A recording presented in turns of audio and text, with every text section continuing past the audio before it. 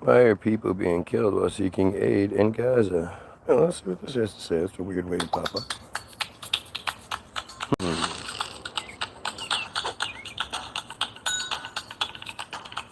There's a new category of victims in Gaza: aid seekers. People are being forced to travel to a handful of distribution sites that are backed by Israel and the US to get food. And they're coming under fire, Well, mainly, and the it drugs in appears, the food. from the Israeli military. In the last few weeks, 600 people have been killed, according to officials in Gaza, and more than 4,000 have been injured. We see all these people with their bags ready to go pick up this aid, and I feel for them. I think they know as well. It's Russian roulette. Am I going to come back? Am I going to get injured? Am I going to get food? So what's happening? Well, you've got a population of 2 million people who are starving. Gaza is the hungriest place on earth, and its entire population is at risk of famine, according to the UN. That's because throughout the war, Israel has been blocking the entry of food and other aid into the Strip. Earlier this year, there was a period of 11 weeks when no aid at all was allowed in. Some trucks carrying food supplies are now getting through, but aid agencies say it's nowhere near enough. And people in Gaza are absolutely desperate. You're talking about tens of trucks per day, whilst the need in the Gaza Strip is 600 per day. So there's the issue of not enough food and aid getting in, but there's also another issue: how that aid is being distributed. Before, distribution was mainly handled by the UN, which coordinated with other humanitarian organizations. But Israel was always critical of that system and said aid was being stolen by Hamas, something the group denies. In late May, Israel brought in a whole new way of doing things. A new organization backed by Israel and the US started operating and took over the distribution of most of the food aid. It's called the Gaza Humanitarian Foundation, or GHF. It says it's an independent organization providing vital food aid. What is your understanding of what the GHF is actually handing out to people? Most of it's like flour, cans, and these kind of food. When we say food is not available, it's not just like a joke. It's a reality, because even markets, very few supplies which are still there, the prices are higher. The GHF says it's distributed nearly 40 million meals in its first month. Although it's also said that people in Gaza desperately need more aid. Now, the GHF has been super controversial ever since it was set up. It works with private US military contractors. How it's funded isn't clear. And its first executive director quit because he said it wasn't possible for the GHF to abide by humanitarian principles of humanity, neutrality, impartiality, and independence. To our knowledge, they don't come with a humanitarian background, rather a security slash, military background. And unlike the UN, which used to have about 400 distribution sites across Gaza, the GHF so far has 4. And they're all in what are called red zones, which now cover most of Gaza. These are areas where the Israeli military is operating and where evacuation orders are in place for civilians. So people basically have no choice but to go into these particularly dangerous areas to try to get food, although there's no guarantee they'll get any. And the GHF sites are guarded by Israeli forces and private military contractors. The reports have it that almost every single time there is an aid distribution, people are being killed. There are plenty of testimonies now from people who've been to these sites about what happens there, and they all describe similar scenes. I've been in contact with a reporter in Gaza who told me this. People begin gathering around the distribution points from the evening hours, tens of thousands of them. At around 4 a.m., the distribution point signals with a green light via quadcopters, i.e. drones, telling people you have only 5 minutes. Immediately, the crowds surge forward in a desperate rush. Then, after 5 minutes, the quadcopters switch off the green light, and gunfire and shelling begin instantly. People start running and fleeing with whatever they can manage to grab. What the fuck? It's like hell. I spoke to several people who were there. Some were injured, others were killed.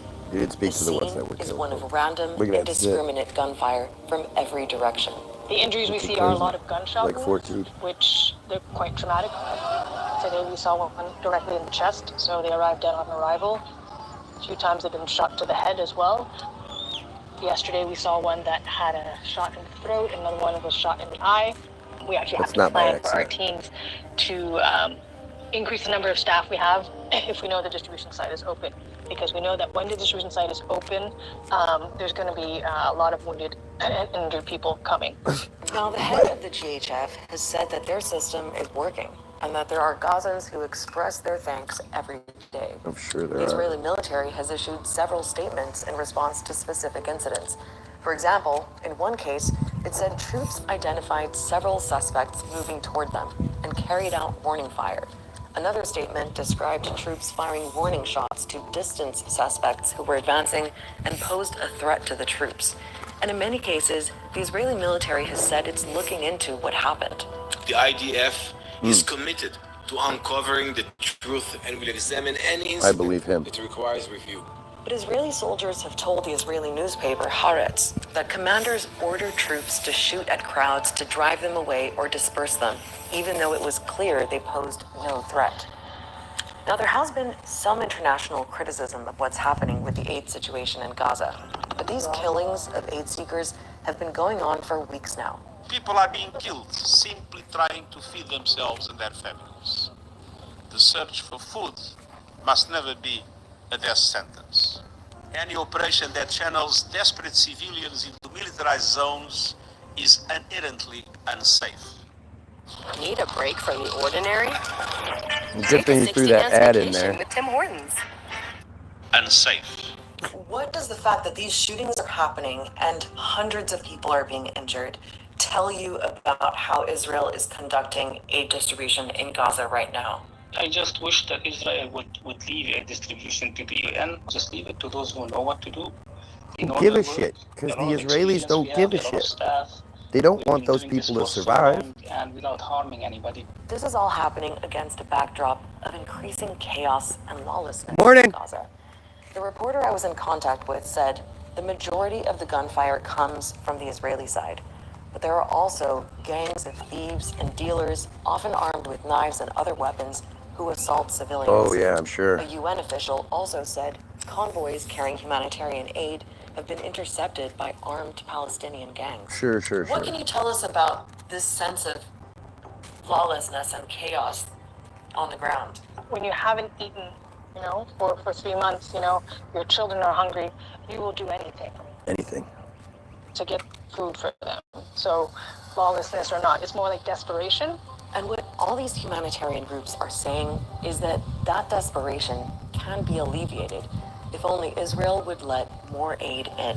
For more than almost 2 years, we have. I mean, okay, so I'm done with this. These type of broadcasts, this is Al Jazeera, of course. These type of broadcasts are supposed to be like the counter side. They're supposed to be like Al Jazeera tells the truth kind of thing. But the reality is, the fact that the video isn't saying how utterly ridiculous it is, that the people who caused the need for the aid in the first place, who absolutely hate the people that need the aid and have been trying to kill them, are now in charge of distributing the food. And I honestly think it's the sickest part. As crazy as all of it is, and as disgusting as so many aspects of this are, the fact that parents have to decide, desperate to feed their children, have to risk getting food from the people trying to kill them, knowing that those people love to poison shit. Just look up well poisoning, and you're only going to see one group mentioned. That doing dastardly, disgusting things is par for the course for them, right? Like that is by far the worst aspect of this. No one is here but the 16 people watching 10 minutes in. Gotcha. So anyway, so I always want to start with this because this is literally one of the most important things ever recorded. So, good. How are you? Good. You enjoying the house? It's okay. I gotta get used to it. Yeah, I always got to get used to it. Be real diligent about the drains in the basement because they will back up. So like twice a year, you probably want to snake it, or at least have the landlord snake it. But you got to call him and make him do it because. Oh yeah, I done dealt with this man for about 15 years. You know I don't play that bullshit. Good. You don't have time for that. Hell no. I told your wife, when I'm off, I'm gonna bring you something. We appreciate it. All right. What situation in conjunction with. All right, so let's see. Tell you that no one, yeah, look at this. No one cares. How can anyone be so oblivious? You do something to rattle the chosen brigade every time. You should be a politician. No politicians don't rattle the chosen brigade. And the neighbor is for sure no cap. This is the best you guys have, right? Gotcha. So, this is the most important piece you got to see right here. Situation in conjunction with My Israel has arranged instruction day for wiki editors. The goal of the day is to teach people how to edit in Wikipedia, which is the #1 source of information today in the world.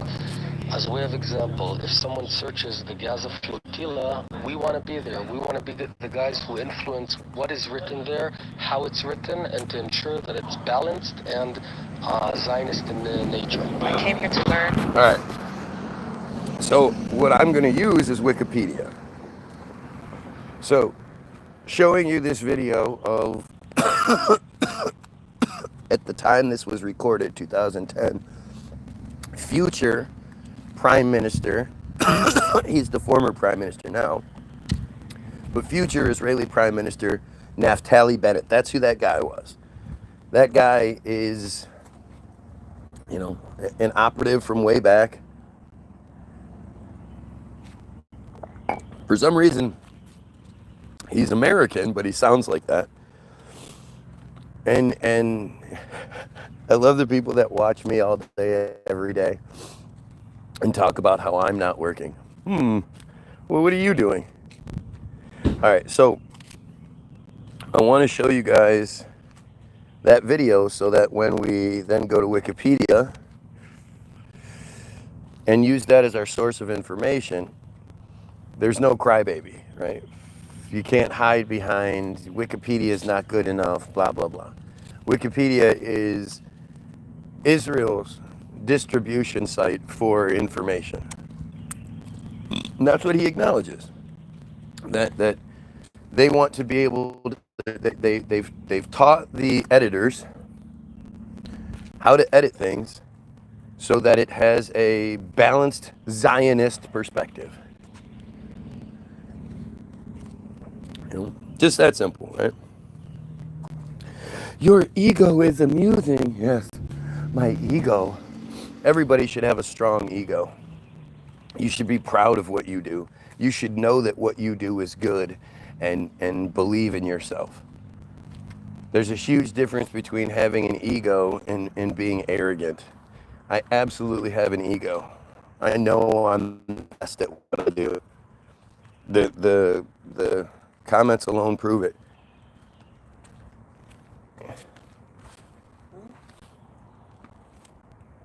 You forgot.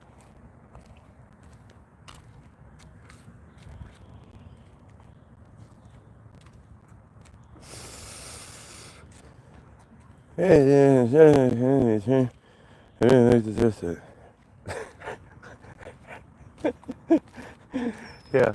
Okay, dumbass. I'd whip your ass for sure. 1. But 2, that's the best you can come up with. Gotcha. Okay. So we're going to go to Wikipedia. And I'm going to put in the ADL, Anti-Defamation League. No, that's not it. That's weird.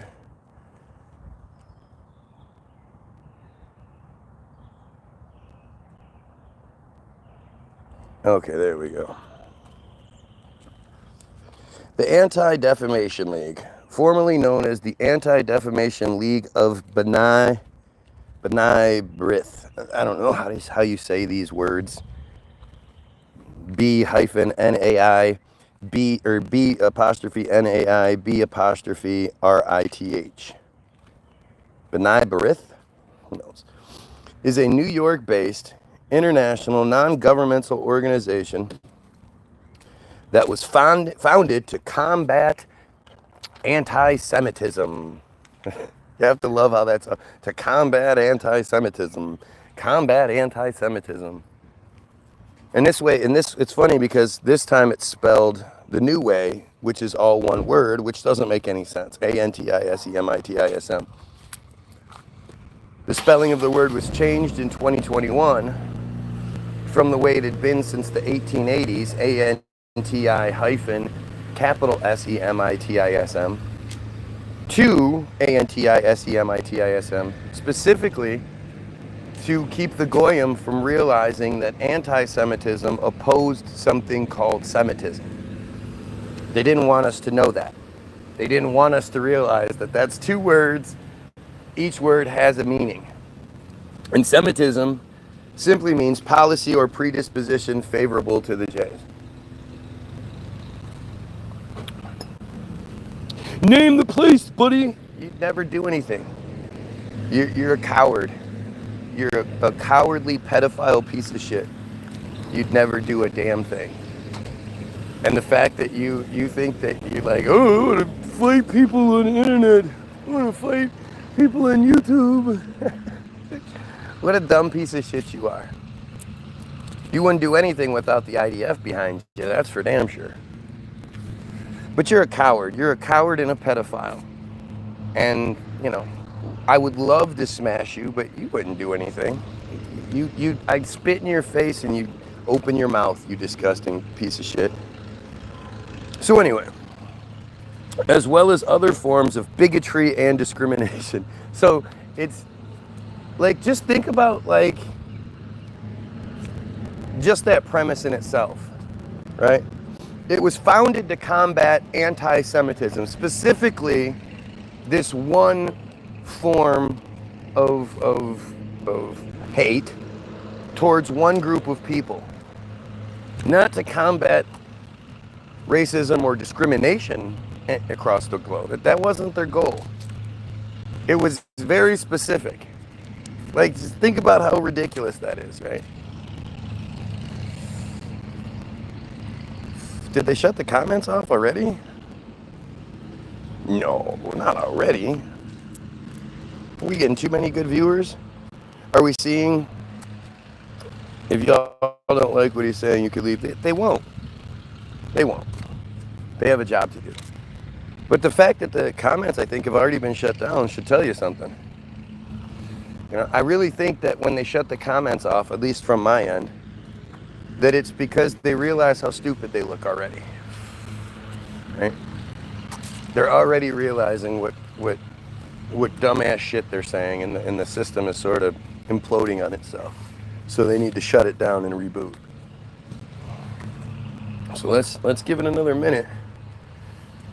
Because, you know, the big coward that I am, I love hearing what these idiots. Oh, no, we still have comments. All right, cool. It's sad that hardworking American taxpayers are literally paying for this guy. Blah, blah, blah, blah, blah, blah. Yeah. Yet you have no say on the fact that tax dollars are being taken to commit genocide, right? That part's okay. You like that part. You like that part. $3.8 billion a year, a lump sum cash payment given to Israel in the first month of the fiscal year. Every single year, that's okay. And that's just the base amount. That doesn't include all the grants. That doesn't include all of the Abraham Accords that have to be paid for. That doesn't include, you know, all the memorandums of understanding, all the other bullshit that comes out there, right?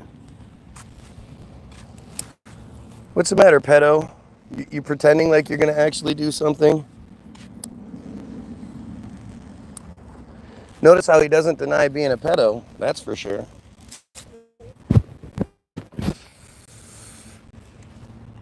Because you're going to go do something. You're not going to do shit. You're a dumb bitch coward, and we both know it. All right. The ADL is also known for its pro-Israel advocacy.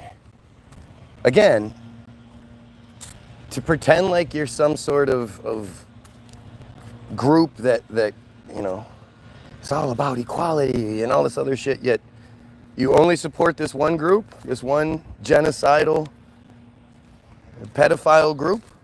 It seems weird. Boy, you are free to speak your mind peacefully. Glad you take on and embrace your live stream really well. Man, see, now why does the good ones have to get the yours wrong? Appreciate the kind words. And it you know, if you're watching, don't forget to like, share, and sub. It really helps out. Take 2 seconds, click share, and share it on Facebook. If you need to, share it on you know, this guy's crazy. He ain't also a flat earther. Guy says in capital letters, look what a dumb clown he is. Again, not denying being a pedophile. More important is my perspective on things. And I reject the term flat earther because, you know, that's too easy for you. But this is, you know, this is part of the desperate attempt to get the conversation to go in different directions. You're gonna start talking about submarines here and all this other shit here. Yep, there we go. Yeah. Yeah, find them out about the ADL. Yes, I am just finding out about the ADL. Look how stupid this is. This desperate nonsense every single day. It's the same dumbass profiles. Now remember, these are the profiles who, and I've been challenging now for well over a year. If you really do hate me so much, and you really are a real person who's not just some dumb Jay, just make a quick video. Make a quick video talking about how terrible I am. Show your face, talk to it, just like I'm talking to you right now. Make the same video, but how bad I am, how stupid I am. 4 or 5 minutes, whatever you need. And then send it to me, and I'll play it on the video. So yesterday I have these dumbasses come through and say, hey, we finally made it. Guy Williams sucks. Title your video, Guy Williams sucks. We made the Guy Williams sucks videos. Go look. I go and look. And instead of taking the 4 or 5 minutes it takes to make a 4 or 5 minute video, these guys have made a video with a bunch of different clips from different videos I've made for over the years. Like, who knows how long these videos go back. But they have all of my videos saved. They have it all queued up and ready to go to the points where they don't like what I said. And they've made this compilation video along with a bunch of pro-Israel stuff. Like, it's the complete opposite of what the challenge was. And it literally does nothing but prove my point. You know how long it took someone to make that video? To get all of the clips of my videos together, and then to find all the other clips from the internet of the pro-Israel stuff, and then edit it all together. Do you understand how long that shit took? And this is what they do instead of doing the simple thing, which is make the video showing their face.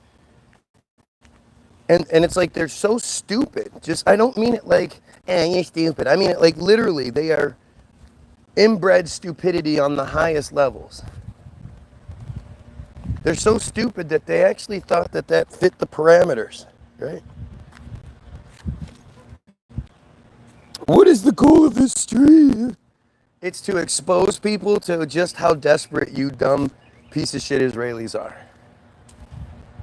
How dumb you dumb cult members are. That, you know, you obsess over someone like me. And you do everything you can to hide your identity.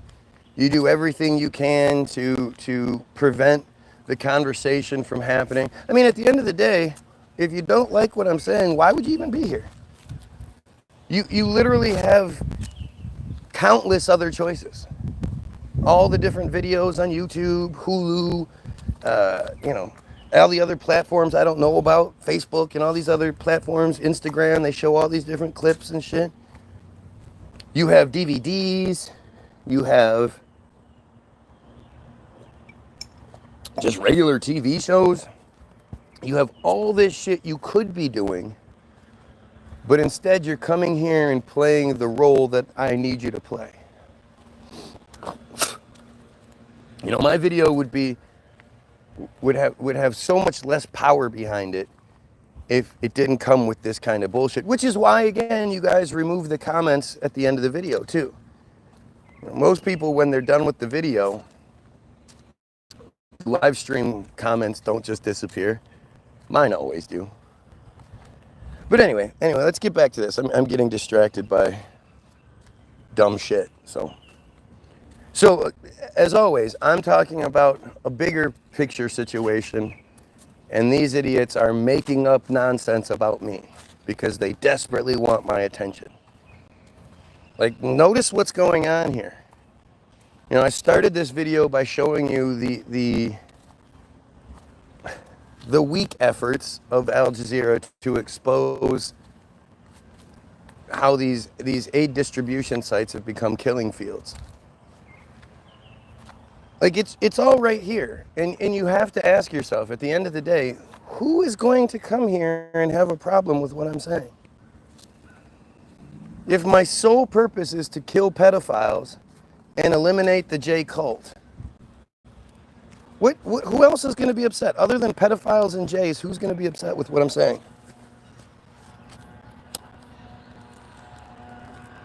You know, it's all pretty obvious if you look for it, right?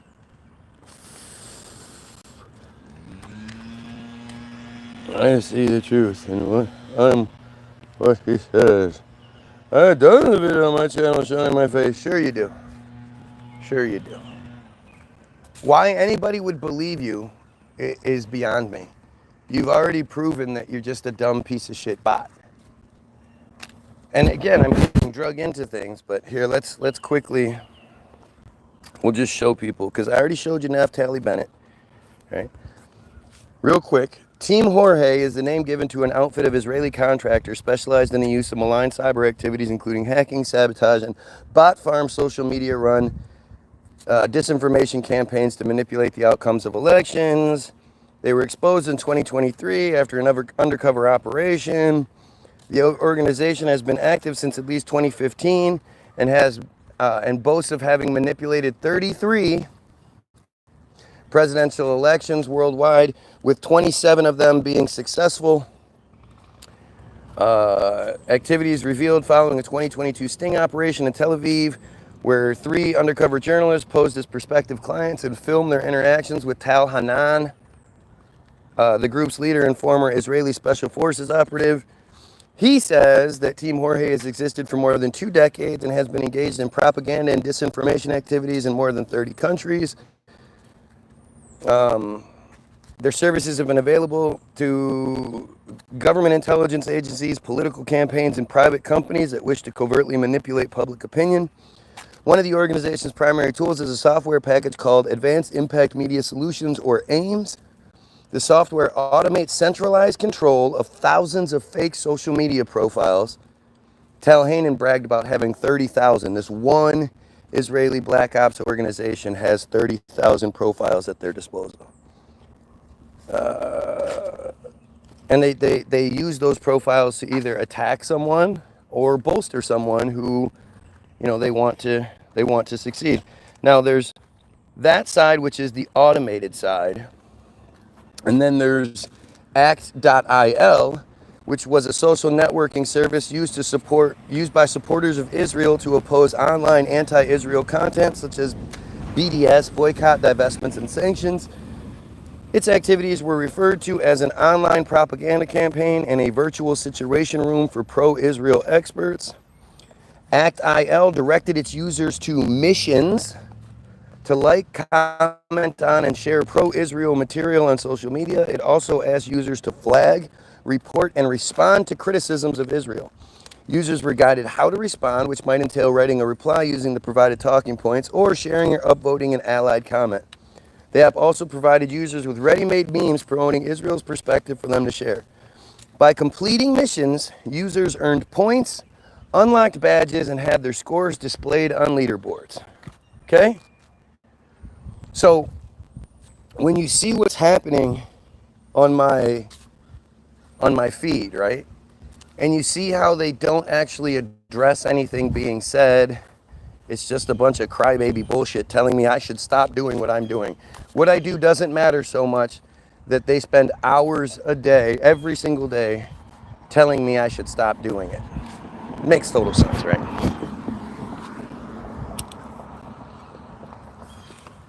So, back to the ADL, the Anti-Defamation League. Its current CEO is Jonathan Greenblatt. ADL headquarters are located in Murray Hill in the New York City borough of Manhattan. That's weird. The ADL has 25 regional offices in the United States, including a government relations office in Washington, D.C., as well as an office in Israel and staff in Europe. In its 2023 annual information form 990, ADL reported total revenues of $38.3 million, the vast majority from contributions and grants. Why do they get grants? I mean, just think about how insane that is. Why is this one group getting grants from the United States when it's clearly an Israeli group? Right. Its total operating revenue for 2023 was a reported $57.9 million. Another $58 million thing. Just like AIPAC. That's weird.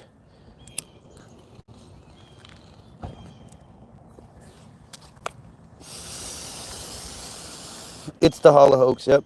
I love how this dumbass is desperately trying to tell other people, oh, this is what this guy believes this, this guy believes that, but not going to actually debunk anything I'm saying. Your hero doesn't believe the Holocaust happened. Yeah, based on what? Based on the information that's supplied. Unlike you, I've actually looked into it, and it doesn't make any sense. But hey, you know, we should take the word of the fake profile, right? Let's listen to the fake profile that obsesses over me.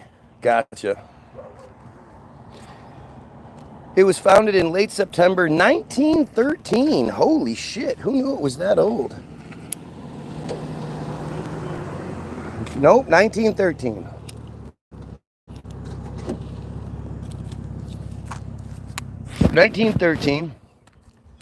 By the Independent Order of B'nai B'rith, a Jewish service organization in the wake of the contentious murder conviction of Leo Frank. So the guy that committed the murder, they didn't want him to be convicted. The ADL subsequently split from B'nai B'rith and continued as an independent U.S. Section 501c3 nonprofit. $58 million nonprofit. Makes sense? In an early campaign, the ADL and allied groups pressured the automaker Henry Ford, who had published virulently, I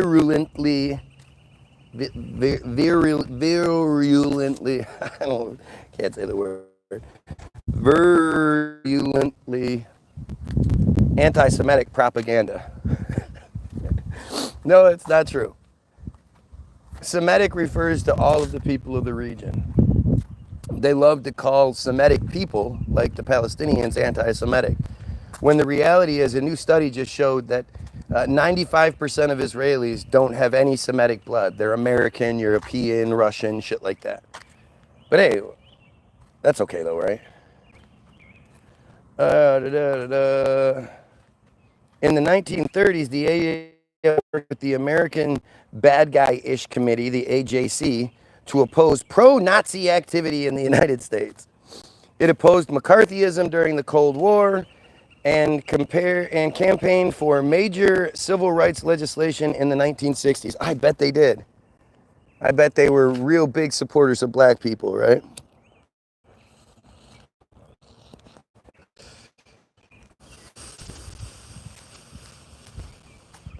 What about the people that had to live through it, though? Right. Because, you know, we're not provided with actors and talking heads, right? My family is said to be survivors. I actually think my own family was Operation Paperclip. But no, I actually have a direct connection to it. So when I'm talking about it, it's not just from some side perspective. My Polish grandfather was said to have been in there and yada, yada, yada. But hey, you know, you probably know more. And the thing is, like, if you knew you were on the right side, you would encourage me to keep looking. You'd be like, yeah, keep reading. You're gonna see it's all true. It's all good. We're on the good side. Just keep reading. You wouldn't be desperately trying to get me to stop reading the information that you want us to read. Like this, again, this is the pro-Zionist perspective. It also worked with the NAACP to discredit the far right in a spy operation. In the 1980s, let's just jump over that.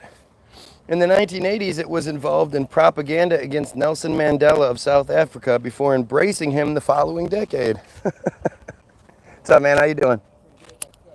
Living the dream.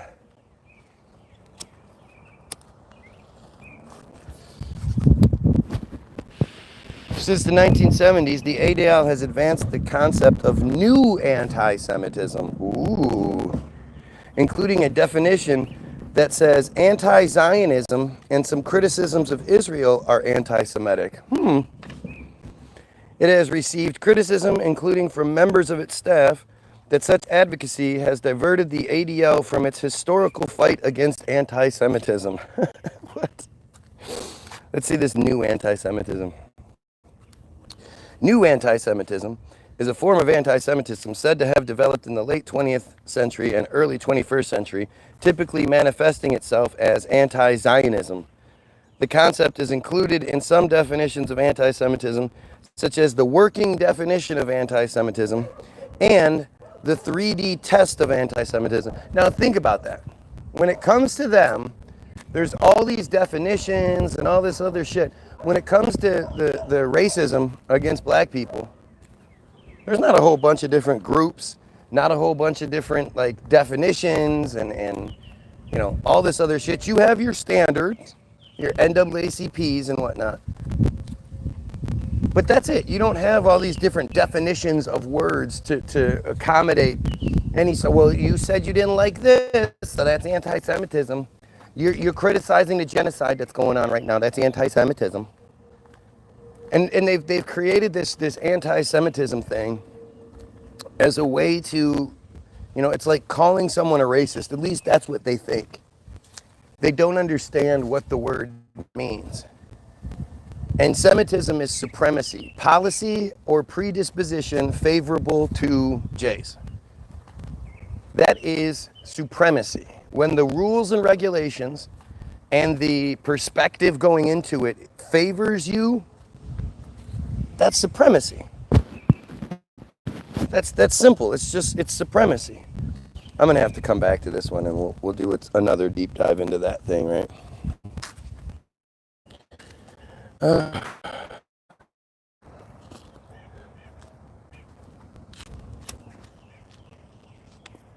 again, notice how the comments seem to be really obsessed with trying to discredit me, who is literally reading to you what they want us to know. They don't try to address the information that's being put out. They don't try to talk about what's being said here. It's just crybaby bullshit. I don't like you, so I'm going to keep watching you trying to beg for your attention. Trying to steer the conversation away from what you're talking about. If I wasn't right, then why would all of this take place? Why would this be like this? You know, just make it make sense. Think about this. How many of you regular people find somebody you don't like, you set alarms so you can watch them whenever they go live, you have all your notifications set, it doesn't matter when they go live, you're going to be there, you're going to stay for hours, and you're going to cry and bitch the whole time because you're too stupid to actually address anything being said. How many of you actually do that? How many of you have made a video about someone you don't like? You've made a compilation video, you've saved a bunch of clips from them, you've saved a bunch of their videos, and you've taken clips from them and spliced it in with the propaganda you believe to make a video about a certain person. How many of you have ever done anything that ridiculous? I haven't. The only thing I've ever done is done these kinds of videos where I talk about it and I read what they want read, but to put in all this sort of extra effort, it's just fucking foolish, man. It just doesn't make any sense. You know, like, it makes sense. It just doesn't make sense the way we're supposed to think. It absolutely makes sense. You know, this is what the bad guys do. Look at what they do to Jake Shields. You know, although I do think Jake Shields is allowed to exist because of his other stuff, because he's, you know, very anti-gay, you know.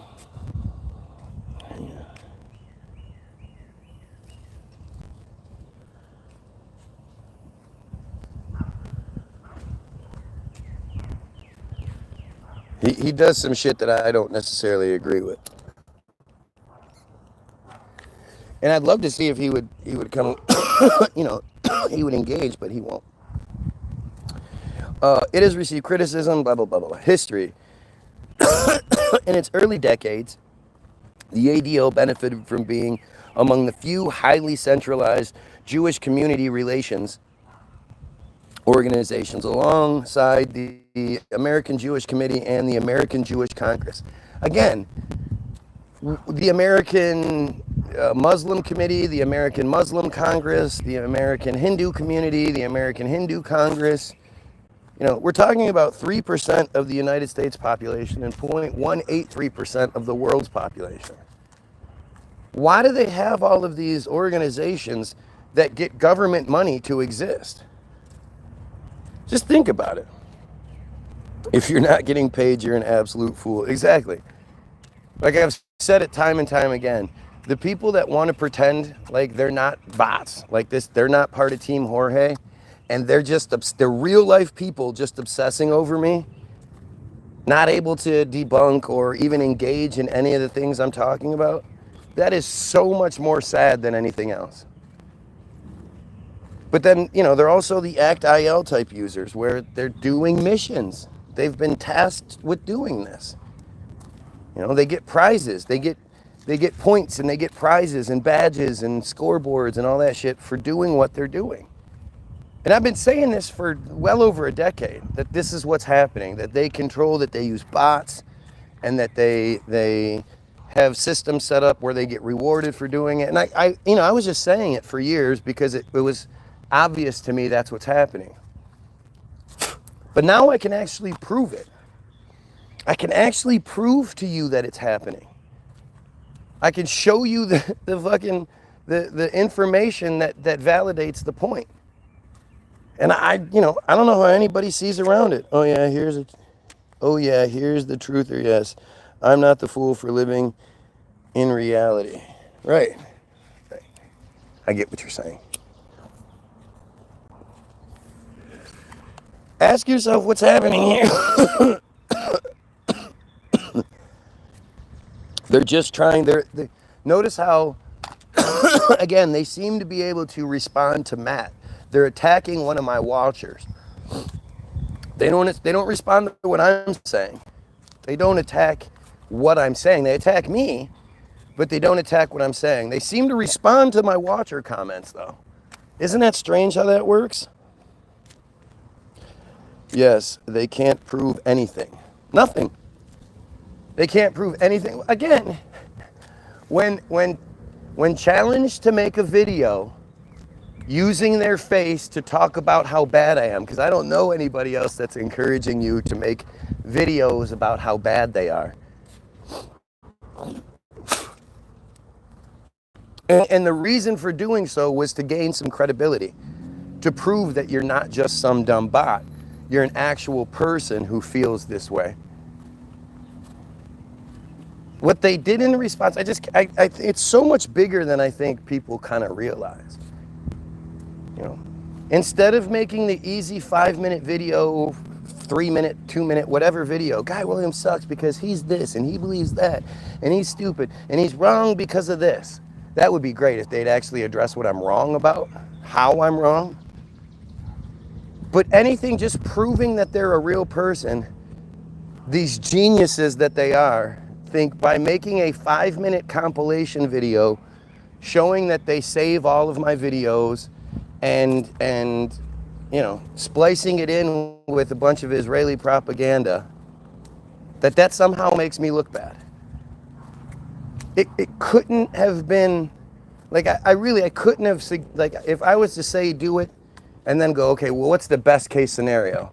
I honestly wouldn't have thought they would do that. I honestly would have never said, oh, they'll make a video with a bunch of clips from previous videos. They'll write, like, again, they write all over the video too, so it's like they're editing the videos and they're doing all this shit to the videos. And then splicing it with the Israeli propaganda, like, it just doesn't get any better than that. You know, it really doesn't. Like, I couldn't have manufactured this to be any better.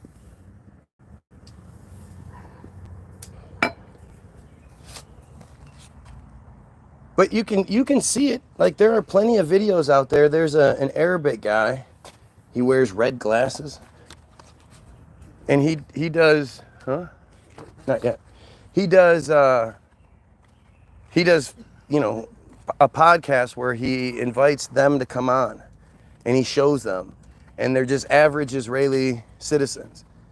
And the shit that they say, fuck that, kill them all, kill all Arabs, and we kill the babies and we laugh and we like it and we rape the babies, and they just say the worst of the worst things.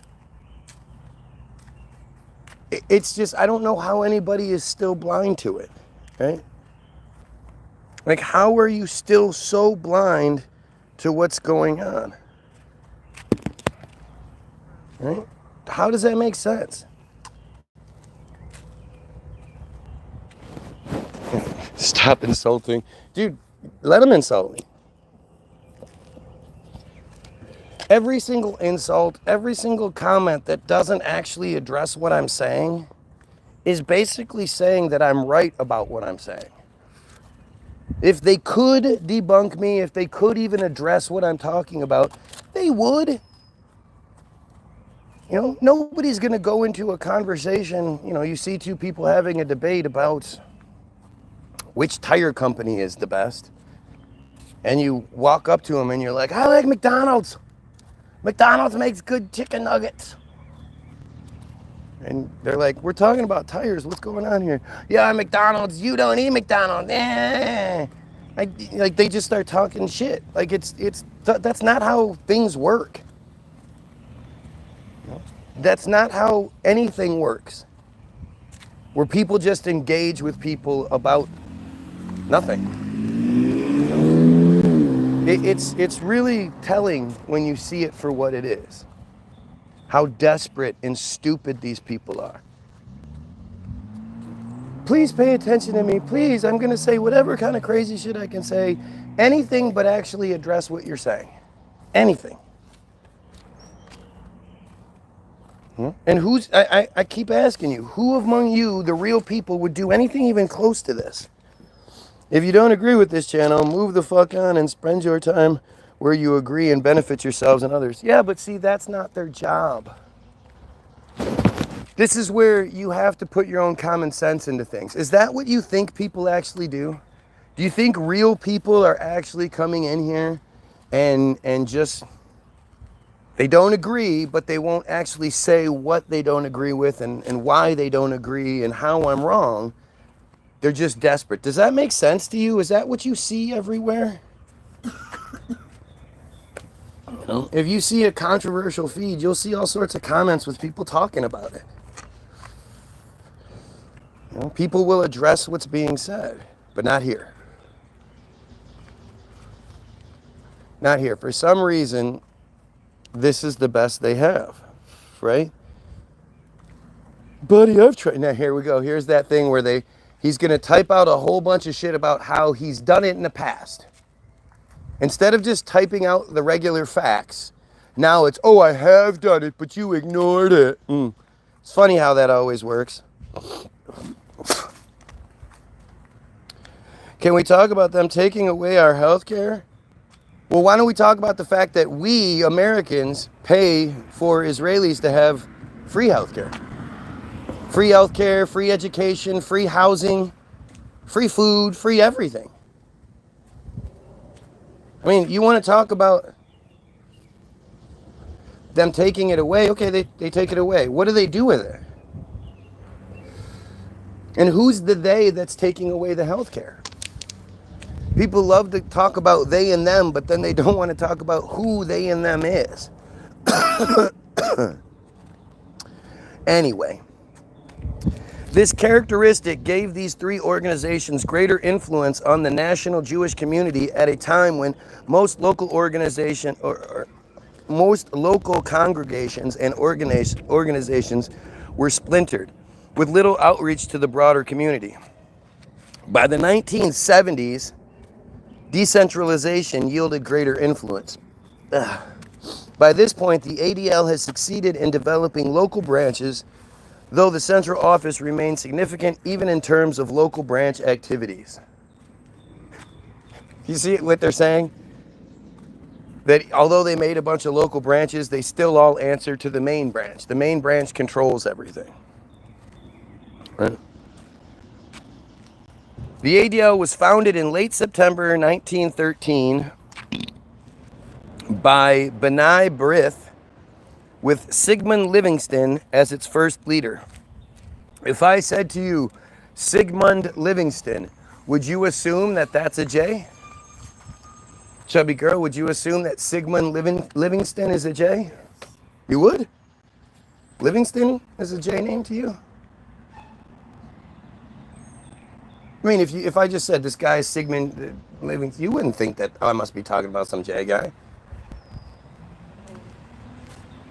And its goals were to counter anti-Semitism, prejudice, and discrimination. Anti-Semitism, saying that you're not allowed to talk about this one group of people, is a form of discrimination. It's a form of prejudice. By saying this one group is above all reproach, all questions, just even being talked about, that's a form of supremacy. That's a form of discrimination. And I love that they're too stupid to realize that. Initially, the League largely represented Midwestern and Southern Jays concerned with antagonistic portrayals of Jays in popular culture, along with social and economic discrimination. I love how they say this bullshit. You know, antagonistic portrayals. Well, who controlled the media? Who controlled the popular culture that was given to the people in the first place?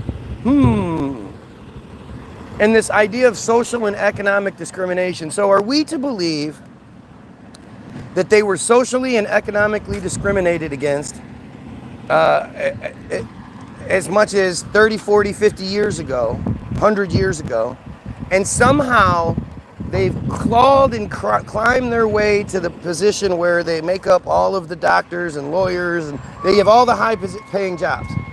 They control Hollywood. They control Congress. 80% of Congress is controlled by AIPAC. And like, how did they do that? What magical way did they overcome all of this that other people weren't allowed to? In 1913, the Atlanta B'nai B'rith president, Leo Frank, was convicted of the murder of a 13-year-old employee at a factory where he was superintendent. Historians today generally consider Frank to have been innocent. It's amazing how often that happens, right? I mean, literally, like, there's all these claims of blood libel where somebody was charged with killing Christian children and then using their blood for ritual purposes. And in every single one of those stories, it's like, and then after the fact, they found out they were innocent. Oh, after the fact, they found out they were innocent. There was all this evidence and you know, like people always talk about how discriminated against they are, but they never want to talk about why. If they were such good people, why would people be jumping to discriminate against them? Bad guy-ish leadership viewed Frank as having been wrongly prosecuted and convicted because of local anti-Semitism and agitation by some of the local press. That's what it was. It wasn't that he was guilty. You know, they just so badly wanted to you know, wrongfully prosecute this guy. They just manufactured evidence and all that other shit, right? The role that prejudice played in Frank's conviction was mentioned by Adolf Krauss when he announced the creation of the ADL. I mean, to this day, when one of them is killed, it's immediately considered a hate crime. It could be a random robbery, and it's portrayed to us as a hate crime. I highly suggest people go look into the Samantha Woll case, W-O-L-L, who was killed, supposedly was found dead between 5:30 and 6:30 a.m. on October 21st, 2023. They initially tried to, you know, make it sound like it had some sort of connection to the Israel-Hamas bullshit, but they couldn't make it stick. And it turned out her boyfriend actually admitted to doing it, but was then given immunity because he supposedly had taken a double dose of his anti-psych meds and hit his weed pen 4 times. So he called the police and told them that he committed a murder he didn't actually commit. I mean, it's just so goddamn stupid for anybody to believe it. But and then the black guy that they tried to railroad and put all this crime on, the judge added charges. The judge did. The prosecution was like, I think we can get him on this. And the judge was like, well, you're going to try to get him on hate crimes and all these very specific to them sort of things, of which none of it stuck. They couldn't stick anything to him. So they give this guy a sentence of 18 months to 25 years. Michael Jackson Bolanos, free Michael Jackson Bolanos. 18 months to 25 years for lying to police. Have you ever heard of that kind of sentence before? 18 months to 25 years for anything, let alone for something as stupid as lying to police.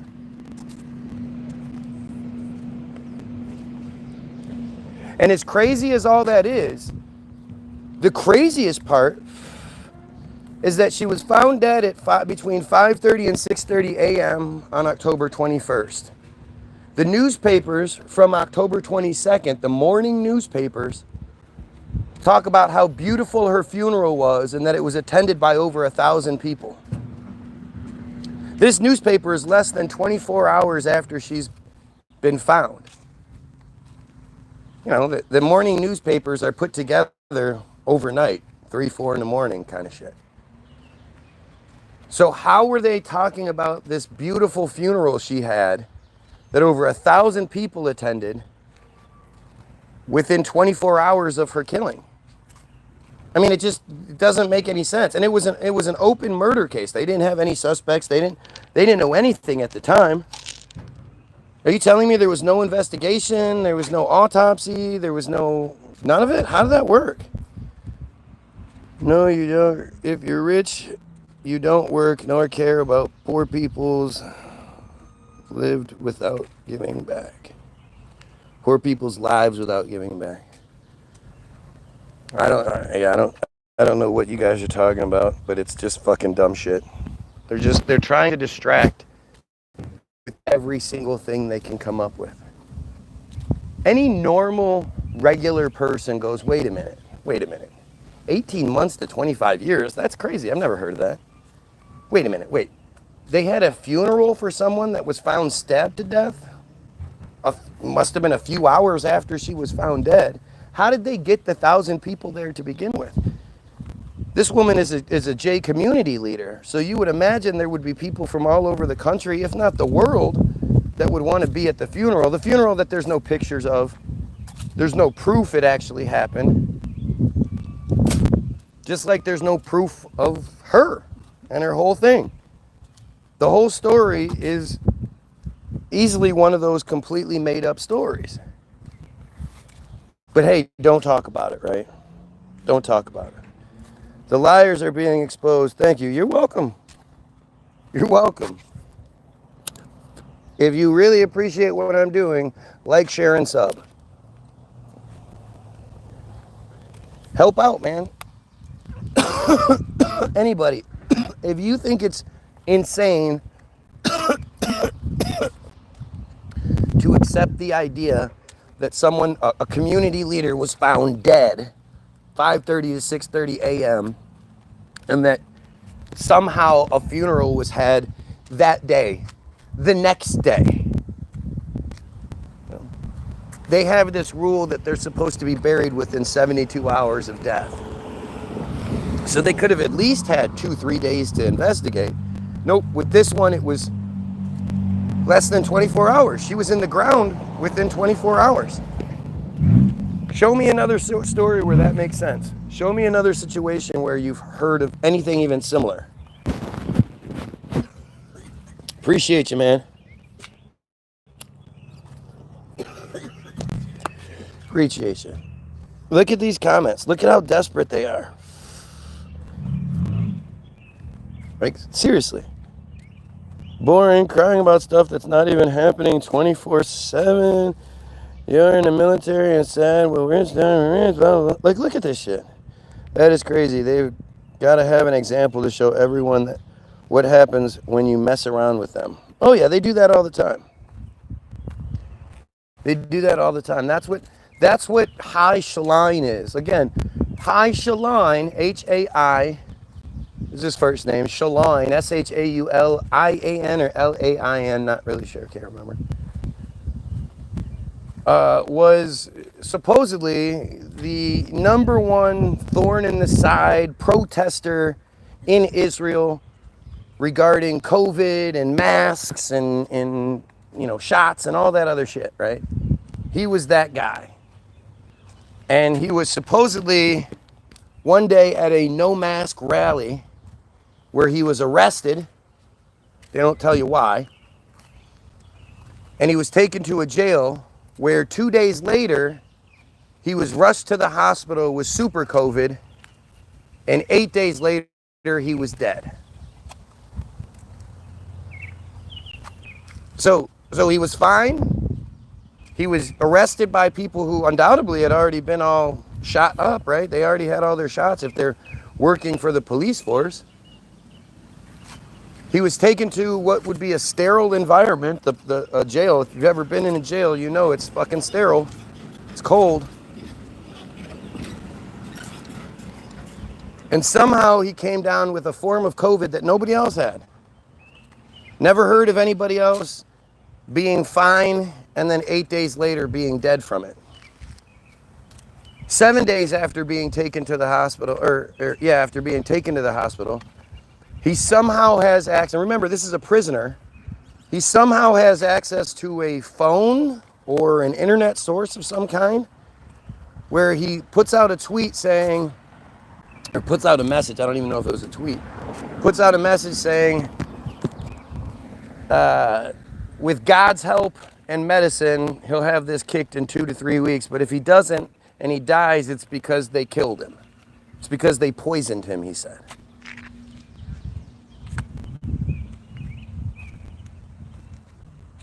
Think about that. This man supposedly said, now again, he also starts that reply or that message by saying he's too sick to respond or talk. So he can't even respond to actual messages. He can only do this one message for some reason. Again, he's in prison. He's a prisoner. Why he would have access to the internet is beyond me. But he dies after saying he was poisoned, and there's no outcry. He's supposedly the #1 guy in the country. Nobody's crying out, hey, he said he was poisoned. What happened? We want an investigation. He was at a no mask rally, meaning he was surrounded by a bunch of people without masks on, and he was, chanting. Nobody from that rally that was around him admitted themselves to the hospital 2 days later and then died 8 days later.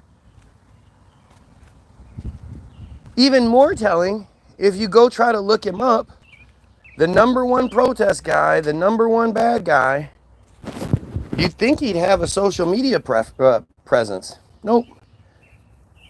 It's almost like he never existed. It was just made up. And they have no quorums with lying to us. This is what they do. They'll just make up narratives to scare us. This is what happens if you speak out.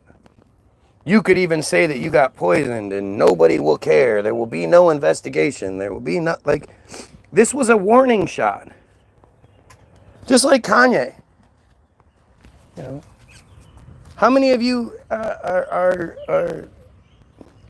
get your daily update on Kanye West from national news? How often does the national news quote Kanye or make a big deal out of tweets he makes or the fact that he goes on a radio show? Have you ever heard the news care about Kanye like that? Nope. But in November of 2022, when they were putting Netanyahu, Bezalel Smotrich, war criminal Bezalel Smotrich, war criminal Itamar Ben-Gvir, the Netanyahu coalition that is in charge now and will be until Netanyahu quits or dies, when they were putting him in charge, after their 3 years of Netanyahu was prime minister, then Benny Gantz was prime minister, then Netanyahu was prime minister, then Naftali Bennett was prime minister, then Naftali Bennett steps down, and Yair Lapid is prime minister, and then they put in Netanyahu again. While they were putting this genocidal coalition in charge of the people who, a year later initiate a genocide, you were concerned about Kanye West. Why? Because they told you to. None of you would have known anything Kanye West had to say had the media not told you to pay attention. Nobody gives a shit about Kanye West like that. But Kanye West was supposed to be an example. They were setting up to do their genocide. They were setting up to do what ended up happening. And they were letting people know, if you're somebody like Kanye, someone like me, look what they did to Kanye. Kanye lost $2 billion in one day. Kanye was vilified and all this other shit. And he's rich and famous. If they can do that to Kanye, what do you think they can do to you, average YouTuber? And for all of you that don't actually do the videos, but you watch and you support the videos. Well, another person that none of you ever follow or give a shit about, Kyrie Irving, basketball player, makes a tweet where he posts a link, just a link to a video. He doesn't say, hey, everybody, check this out. He doesn't say, oh, this is the truth or any. He just posts the link. That's all he posted. And because he shared the link like I asked you guys to do, he ends up losing millions of dollars, getting in all kinds of trouble, has to apologize and all this other shit because he shared this video called From Hebrew to Negro, and it's about how black people are actually the original Jews. And I would have never known that. I would have never known Kyrie posted anything. I would have never known about that video. None of it had the media not told me to give a shit, right?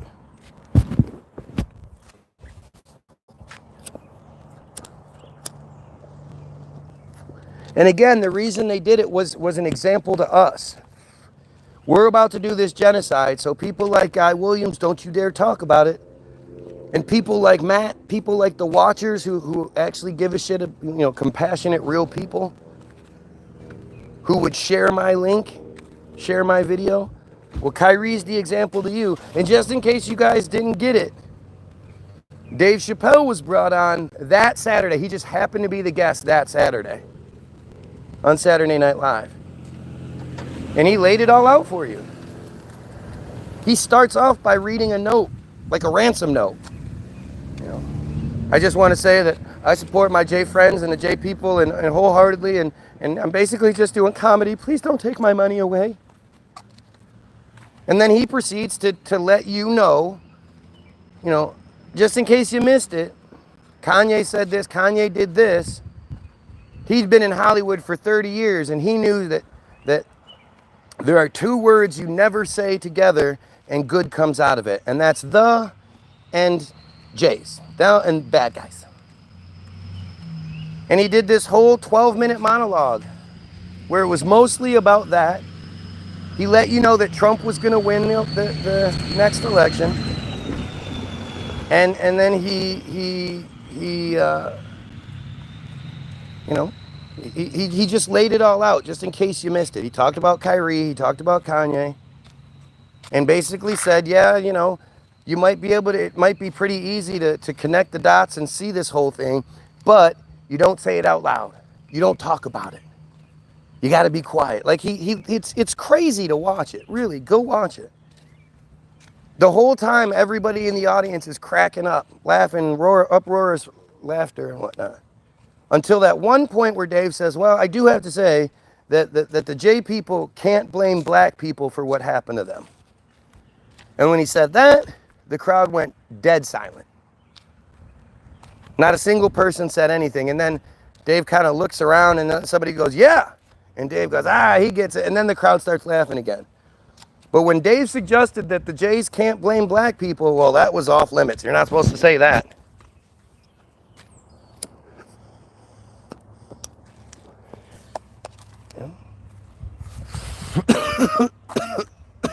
They give us these stories. They decide what we know about, what we care about. People are shot every day. Multiple people get shot every day. There are shootings where multiple people get shot every day. Kids are kidnapped every single day. There are all sorts of things that are happening every single day, and the news doesn't talk about them. Yet let something that fits the narrative happen, and the news is not only there covering it, but they have the ready-made story. They know everything about it. San Bernardino was a great example of how, they didn't do quality control as good as they should have, because weird reports kept coming out. The one girl they release her phone call where she's like, no, look, I can see them. It's 3 white men in military fatigues.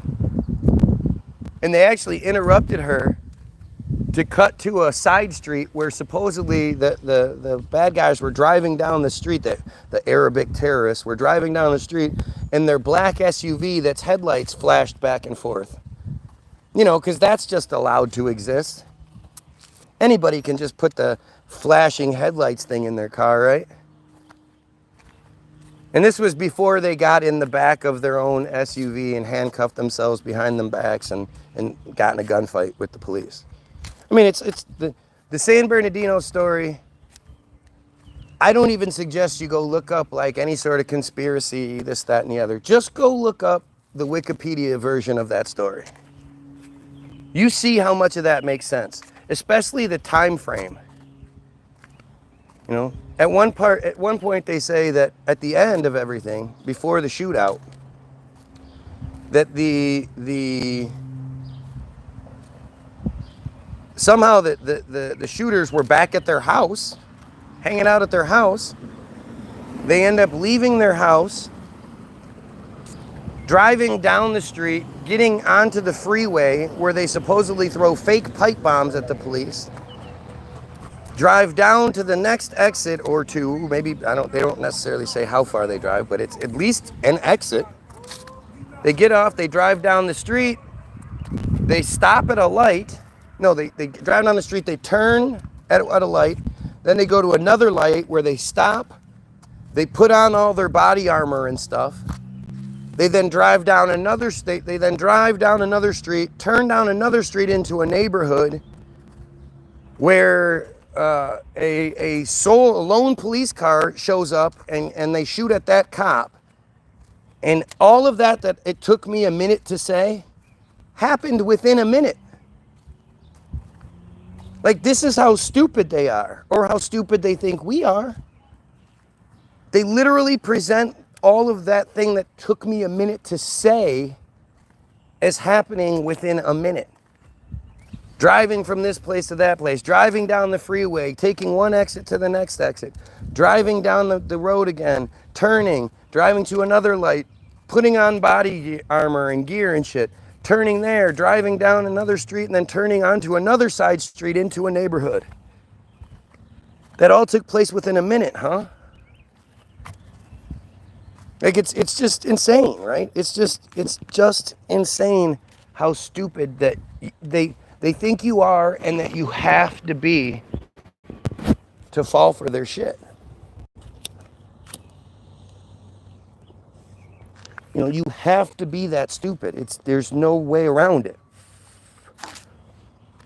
All right, back to ADL. We got off track a little bit, but it's because of, you know, these things have to be addressed. You guys have to understand what we're working with. And when you hear this explanation on Wikipedia, understand that it's not 100% true. But it's the narrative they want us to know. And this is how you know, because remember, Naftali Bennett, Prime Minister, this is made in 2010. He was Prime Minister for a year in 2022. This guy. Moetzet Yesha, in conjunction with My Israel, has arranged Instruction Day for wiki editors. The goal of the day is to teach people how to edit in Wikipedia, which is the #1 source of information today in the world. As a way of example, if someone searches the Gaza flotilla, we want to be there. We want to be the guys who influence what is written there, how it's written, and to ensure that it's balanced and Zionist in nature. I came here to learn. Right. So we have people on here that want to watch me take showers, right? Instead of being able to honestly address what just got said. You have the future Prime Minister of Israel proudly saying that they control Wikipedia, that they have workshops and whatnot that teach the editors of Wikipedia how to edit things so that they can influence the reader's perspective to have a pro-Zionist perspective. Like, I literally don't know what else I can show you that is more shocking, more telling, more obvious than that. But understand that when I read Wikipedia, it's because that's that's what they want us to know. It's admitted. There is no funny business on my behalf, on our behalf going on. You know, we don't have any sort of control of this. And the thing is, the ADL Wikipedia page is one of these locked up pages. So you can't even, you know, I know people like to hide and say, oh, anybody can edit Wikipedia. Well, nobody's allowed to edit this page. And even the pages that you supposedly are allowed to edit, the edits only last as long as it takes for the editors to check the edit and see if it makes sense or it goes with the narrative or not. If what you edit doesn't work, they get rid of it. And knowing that I read the Team Jorge page daily, these clowns have admitted to editing that page because that's the one page you can edit.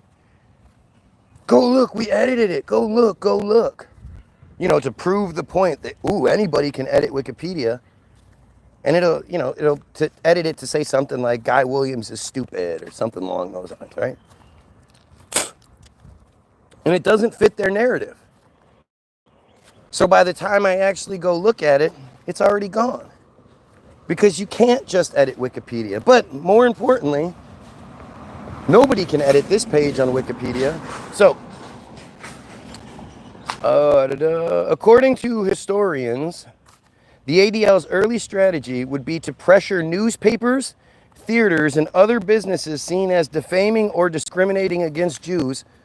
Proposed methods included boycotts and pressuring advertisers. So it's okay when they boycott.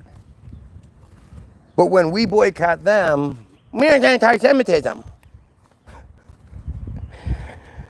Boycott and pressuring advertisers. And it also considered demanding prior reviews of theater productions for anti-Semitism. This one just random group is like mafia style, going around and pressuring. And what do you think they pressured them with? How do you think they pressured them? Could it be shit like what I receive? Could it be threats? You know?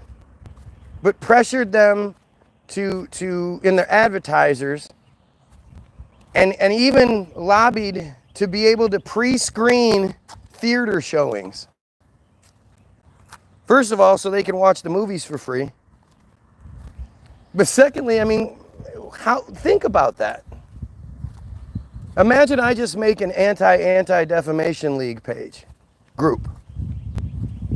And I start, you know, I just start going around and pressuring businesses and theaters and newspapers and whatnot to you know, do this or else. And I want to screen everything that's put out before you guys do, so I can make sure it doesn't have a Zionist perspective. How well do you think that would go over?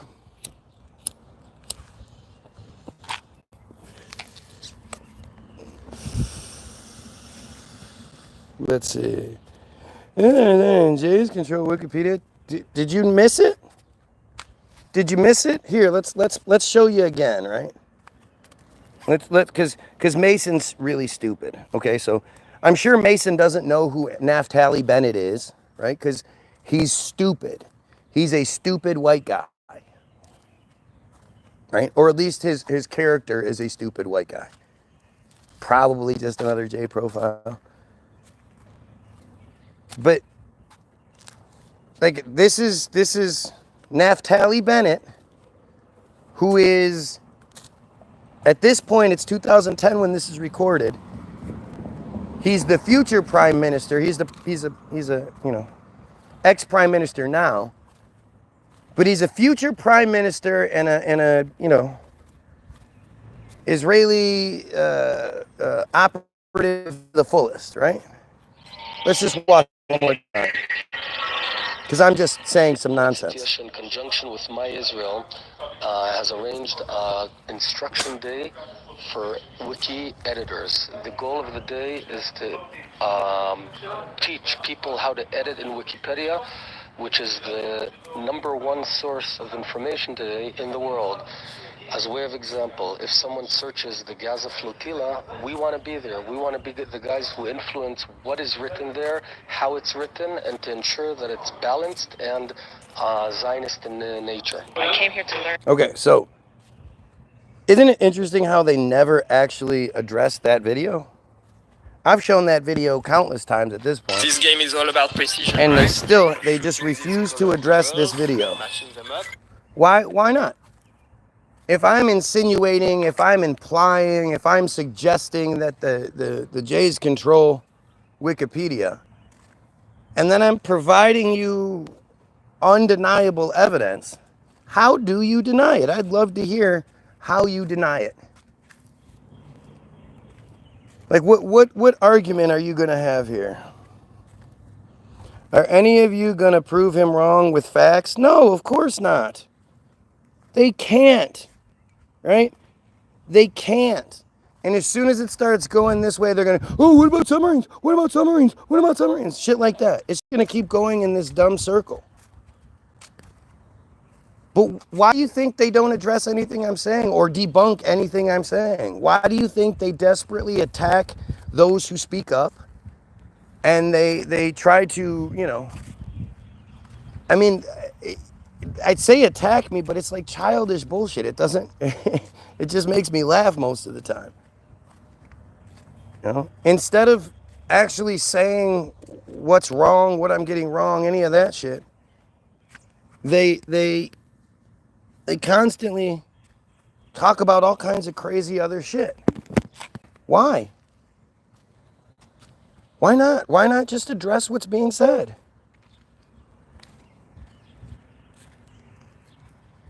You know, this just seems easier than this, right? It seems like if I was just making shit up, it would be easier. And really, when you look at what I'm doing, the fact that it's so easy for me to paint them in such a horrible light,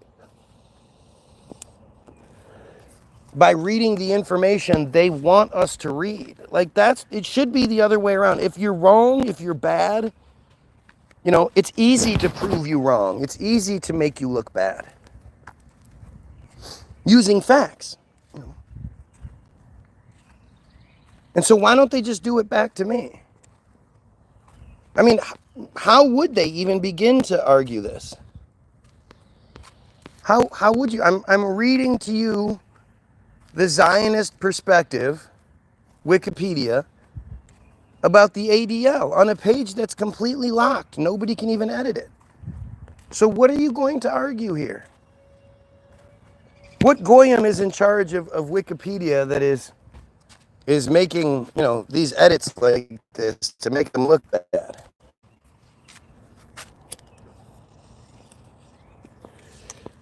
No, I don't think you're all bots. So let's let's do it again. So first we'll go with Team Jorge, right? Team Jorge is the name given to an outfit of Israeli contractors specialized in the use of malign cyber activities, including hacking, sabotage, and bot farm-run social media disinformation campaigns to manipulate the outcomes of elections. Meaning, if they can affect elections, they can probably affect some random guy's YouTube page, right? The group was exposed in 2023 after an award-winning investigation. They boast of having manipulated 33 presidential elections worldwide, many of them, at least 4 in Africa, with 27 cases where they were successful. Their activities were revealed following a 2022 sting operation in Tel Aviv, where prospective clients filmed their interactions with Tal Hanan, the group's leader, and former Israeli Special Forces operative. He explained that the group has existed for more than 2 decades and has engaged in propaganda and disinformation activities in more than 30 countries. Their services have been available to government intelligence agencies, political campaigns, and private companies that wish to covertly manipulate public opinion. One of the organization's primary tools is a software package called Advanced Impact Media Solutions, or AIMS. The software automates centralized control of thousands of fake social media profiles on Twitter, LinkedIn, Facebook, Telegram, and others like YouTube. So yet again, we have the same source, their source, telling us that this one Israeli Black Ops group, this is just one group. This isn't like Team Jorge isn't like a blanket thing. This is just one group that was exposed. There's hundreds, if not thousands of groups just like it. And Team Jorge bragged about having 30,000 bots at their disposal. 30,000 fake social media profiles. You can see lots of videos of Zuckerberg talking about how proud they are because they've destroyed, a bot farm out of China that had 1,000 profiles, or a bot farm out of Philippines that had 800. This one Black Ops organization has 30,000. Never mind the programs that have 30,000 bots at their disposal. And Zuckerberg never says anything about those things. But just in case, just in case you think, oh, it's all bots, huh? Well, no, not necessarily. Because they also have something called act.il. Look at that, all locked up. Act.il was a social networking service used by supporters of Israel to oppose anti-Israel content such as the BDS movement. Its activities were referred to as an online propaganda campaign and a virtual situation room of pro-Israel experts. Pay attention here. Act.il directed its users to, quote, missions to like, comment on, and share pro-Israel material on social media. It also asked users to flag, report, and respond to criticisms of Israel. Users were guided on how to respond, which might entail,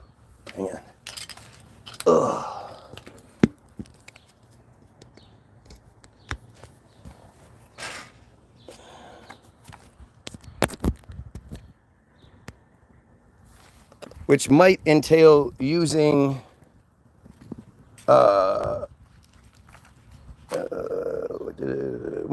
writing a reply using the provided talking points, or sharing or upvoting an allied comment. The app also provided users with ready-made memes promoting Israel's perspective for them to share. By completing missions, users earned points, unlocked badges, and had their scores displayed on leaderboards. So what misinformation am I spreading? I'd sure love to know that. Reading what Wikipedia wants you to know, where they acknowledge that they not only do they have bot profiles doing this, but they also employ the people to do the same thing and reward them with prizes and badges and points and all that stuff. Like I really, other than like I've put together a whole presentation here that I feel is undeniable. It starts with showing you the Naftali Bennett video, acknowledging that they control Wikipedia, and then using their Wikipedia to show you that they have the just one Black Ops organization troll farm, proving that it's without a doubt it exists, and then also showing you the app that they had to employ the real people to do the same thing. Like, what else can I show you? And this is misinformation, huh? Reading you misinformation here. Guy isn't rage baiting anyone. Your own indoctrination is. Exactly. If I was rage baiting, like, I love when people claim that shit. You're rage baiting. Well, what do you have to be mad at me for? I mean, people absolutely should be mad about what I'm talking about, but I'm reading you Wikipedia. Can't say it's my perspective. This is what they want us to know.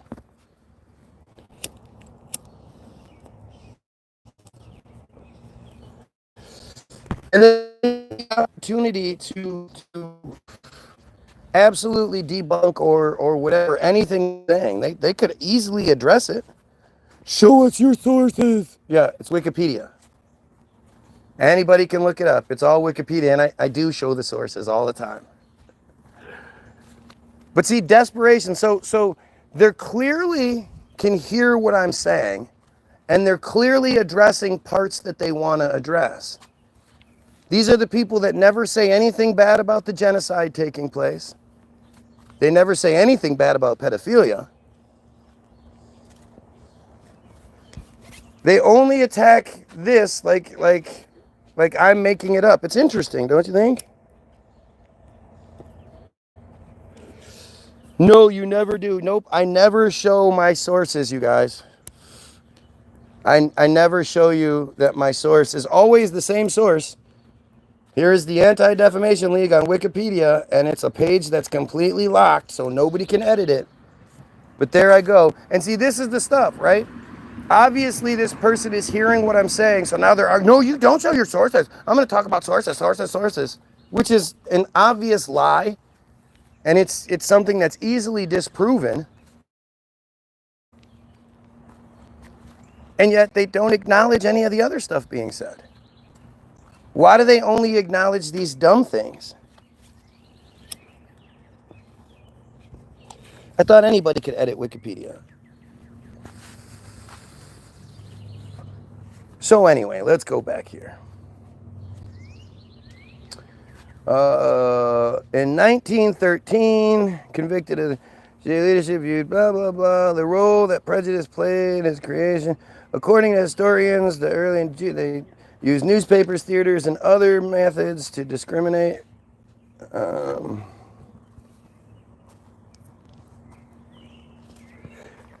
They proposed methods including boycotts and pressuring advertisers. It also considered demanding prior reviews of theater productions for anti-Semitism. After Georgia's outgoing governor commuted Frank's death sentence to life imprisonment in 1915, a lynch mob abducted Frank from prison and killed him. What? How is that even possible? I wonder what proof there is on that. I wonder if he wasn't just abducted and then sent to Israel to go live it out. Frank was granted a posthumous pardon from Georgia in 1986 after ADL requests.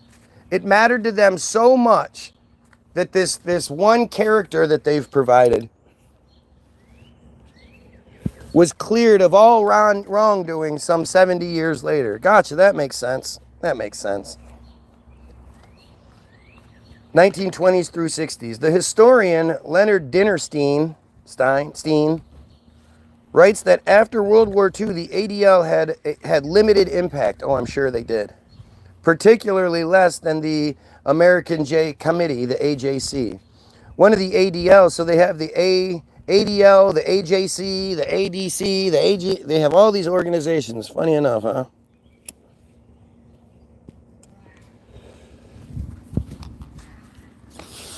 Look at this shit. You think you got a moment, it makes me look more crazy. What? What makes me look crazy? The fact that you keep lying? I don't understand. Providing evidence and backing up your argument with facts, that makes you look crazy. Not trolling somebody that says we should kill pedos, we should end genocide and end this cult. Trying desperately to get me to stop doing this. Reporting me for misinformation for reading Wikipedia. Yeah, no, I sound crazy, don't I? All right, let's see. One of the ADL's early campaigns occurred in the 1920s when it organized a media effort and consumer boycott against the Dearborn Independent, a publication published by American automotive industrialist Henry Ford. So the whole thing with that is that Henry Ford was this really smart guy, right? And he was furious at the behind the scenes work that the Jays do, the bad guys do to control and manipulate things. And this guy was a celebrity. And the idea that he wanted to write, publications for a newspaper should have been welcomed and was welcomed in other situations when he had done it before. But as soon as he started speaking out against what's going on, nobody would pay any attention to him. He was vilified by all of the media. So much so that he had to buy the Dearborn Independent just so he could publish his works. Because nobody else would do it. This is Henry fucking Ford. And at the same time, you have to ask yourself, if he's wrong, then why not let him publish it, look like an idiot? You know, you bring your people out, you make him look like an idiot, and you further strengthen your cause. The only reason you wouldn't want him saying these things is the same reason why Trump is attacking the First Amendment. If you can't argue against what somebody says, you resort to this kind of dumb shit, right? You know? Henry Ford colluded with the Nazis. Yeah, everybody did. Everybody did. That's how that worked. It was all a big production. And that's what Ford was pissed about. But the thing is, this is in the 20s that he was speaking out against them. So by the time World War II came around, how does that work? Right? The publication contained anti-Semitic articles and quoted heavily from the Protocols of the Elders of Zion, an anti-Semitic hoax. They love calling it a hoax. There's no like breakdown of why this thing is a hoax. It's a hoax. It doesn't go with what we want said. Karen, what's happening? Yes, I can see your comments today. What did you think of that video? Did you go watch the guy? I highly suggest anybody take a break and go watch the Guy Williams Sucks videos. Search it in your YouTube. Guy Williams Sucks. I would love to play the videos on my feed, but I can't because they did it on purpose. They put songs in the video that if I play it on my stream, it'll fuck my stream up. You know, copywritten songs. But I challenged all of these clowns that have been here day after day after day, month after month, begging for my attention. I challenged them to create a live video or create a video where you're just showing your face, call it Guy Williams Sucks, and you tell me exactly what I'm doing wrong, or you tell the camera exactly why I suck, what I'm doing wrong, what I'm getting wrong, why I'm such a bad person, anything like that. Just prove that you're a real human being and not a bot and not a piece of shit Jay. And the only thing that's ever come through, the only time any of them have ever taken me up on the challenge, instead of making a quick 5-minute video, they spent what I would imagine would be an afternoon putting together a 5-minute compilation video of clips from different feeds I've made from who knows how far back. You know, I didn't bother to watch it all because it was stupid. Where they also wrote all over the video too, so there tons of editing. You know, the fact that they have all these clips already ready so they can use them. They know which videos, like they have all of my videos saved and shit. And then they also splice it in with a bunch of pro-Israel propaganda. That was their idea of taking me up on my challenge to prove themselves to be legit real people. Made their own fake page just to do it. The anti-guy page. You know, because I don't matter, quote, you don't matter enough to make a video about. I don't matter enough to make a quick video. I matter enough to make a compilation video. Just think about how literally insane that is. Like, I can guarantee that none of you have ever made a compilation video of somebody else that you watch on YouTube. Where you have a bunch of clips from previous videos they've made and all that shit, and then you splice it in with a bunch of propaganda. I guarantee none of you can say you've ever made a video like that before.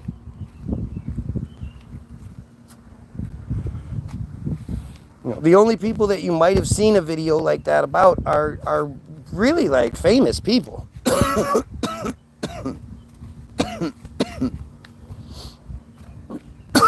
Did you see that shit, Karen? Was that not the best?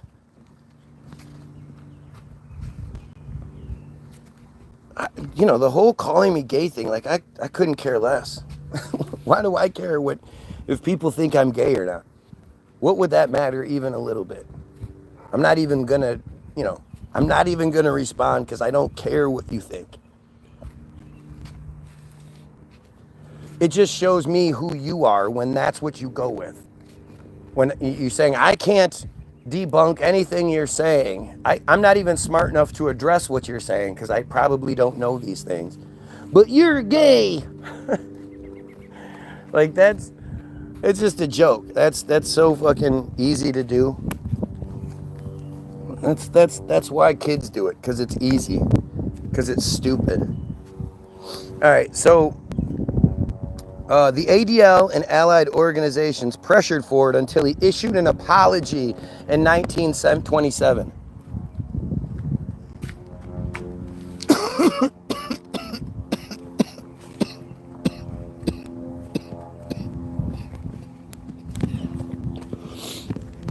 I wish I could read that apology.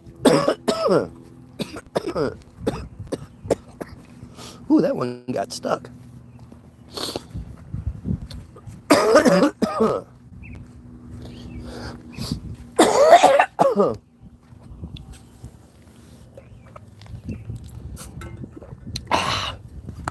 Whew. In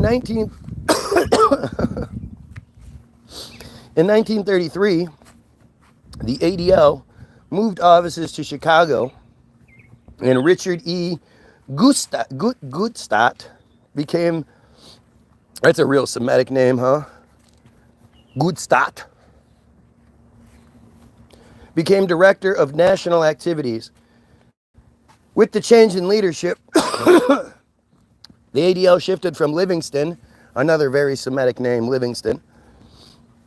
Livingston's reactive response to anti-Semitic action to a much more aggressive policy. Aggressive. During the 1930s, the ADL, along with the AJC, coordinated American bad guy-ish groups across the country in monitoring the activities of the German-American Bund and its pro-Nazi nativist allies in the United States. Nativist. In many instances, these community-based defense organizations paid informants to infiltrate these groups and report what they discovered. Wow, that's such a far-fetched idea to think they would do anything like that. The evil outweighs any good. They don't do any good. Where's the good? Wait. Is somebody claiming that they do good? There are plenty of great J people, just like there are. Yeah, give me a list. Instead of saying these great people, that there are many of them, why don't you start listing them off? I'd love to know who they were. It's crazy. You wouldn't be offended by anti-Semitism. All right, well, let's, because people are stupid and using words incorrectly, I'm going to report you for misinformation. Okay, so pull up the Google machine. We'll put Semitism definition into the Google machine. We'll go down to the Merriam-Webster, Webster's dictionary. That's the accepted source of word information. Semitism definition. I don't show my sources. Merriam-Webster.com. Let's see. Always takes a minute for the word for the Semitism. Okay, so we see we're on the page. Semitism. Gotcha, right? Number 1. A, Semitic character or qualities, of which they don't have. New study came out saying 95% of Israelis don't have any Semitic characters or qualities. No blood.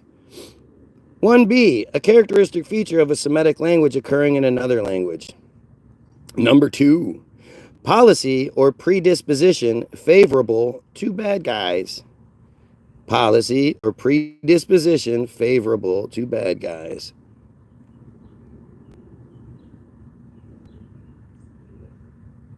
Semitism. There you go. You see it. It's all there. No funny business. Semitism. Belch. So when people are talking about Semitism, they're talking about supremacy. Policy or predisposition favorable to anyone is wrong, right?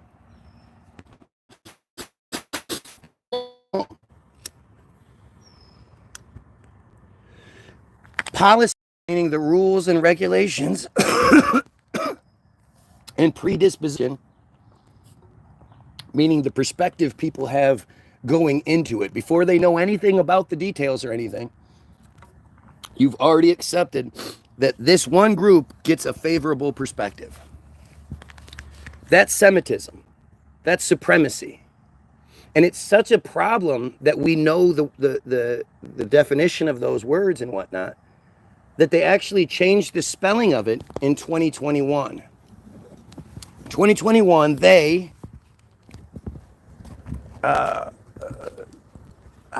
don't know if it's legislation, I'm not really sure how you would refer to it, but they had hearings, like official government hearings, to change the spelling of something that had been the same, it's been spelled the same way for well over 100 years, since the 1880s when it was first coined, and it was first coined as exactly what it says, opposing the idea that this one group gets favoritism, right? That's what it was initially meant to be until they took it over and used it as their own word to make it sound like something bad, right? But initially it was a rallying cry. So when they say Semitic, anti-Semitic, you should be offended by that, right? Because they're calling you essentially a racist. That you're opposed to anyone from that region. Palestinians being, the key Semitic people are the Palestinians, right? And it's funny, when they say that the Palestinians are anti-Semitic, like they are the Semitic people. But Lebanese, Syrians, Iranians, Iraqis, even the North African countries like Egypt and shit, these are all Semitic. So black people are considered Semitic people if they're from the right region. They love to interchange that shit, but they don't actually own the word Semitic. That they morning, duty. Huh? Oh yeah, it's not late right now. It's only 10. It's only 10. No. Yeah.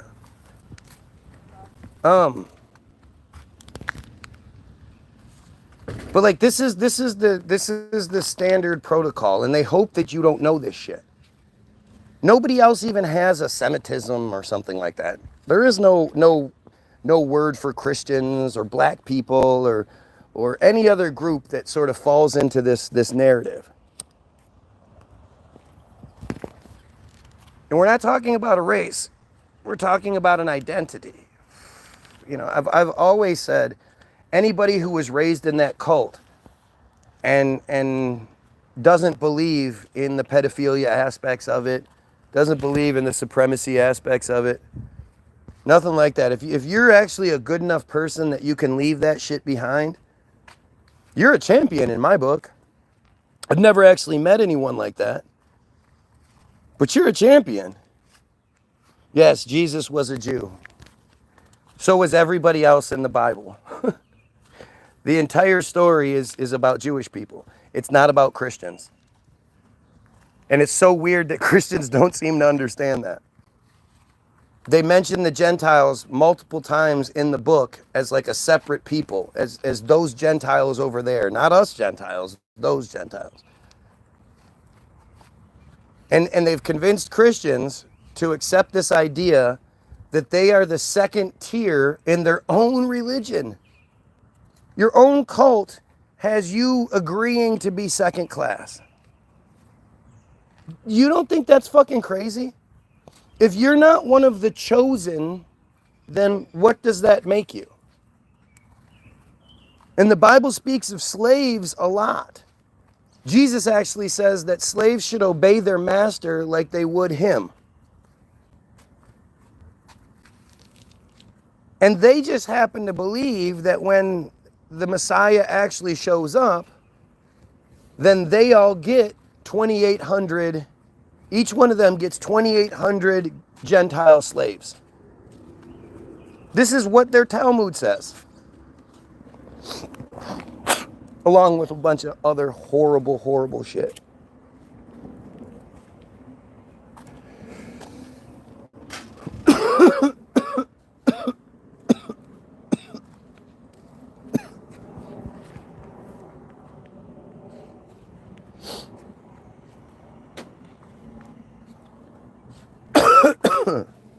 So I just don't, what else do you need?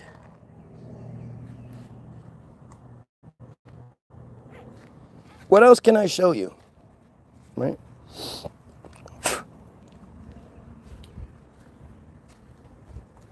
Look at these dumb comments. Yeah. All of the big three religions, the cults, they're all considered Abrahamic religions because they all come from Abraham, who is the father of the J people. Like, it's all just nonsense. And this person said, "Boo, that's bull. Tell me what's wrong." Instead of doing your crybaby response, we know you're not educated enough to actually tell me what I'm wrong about, but I'm challenging you. Tell me which parts I'm getting wrong. Tell me, what part did I say that was incorrect?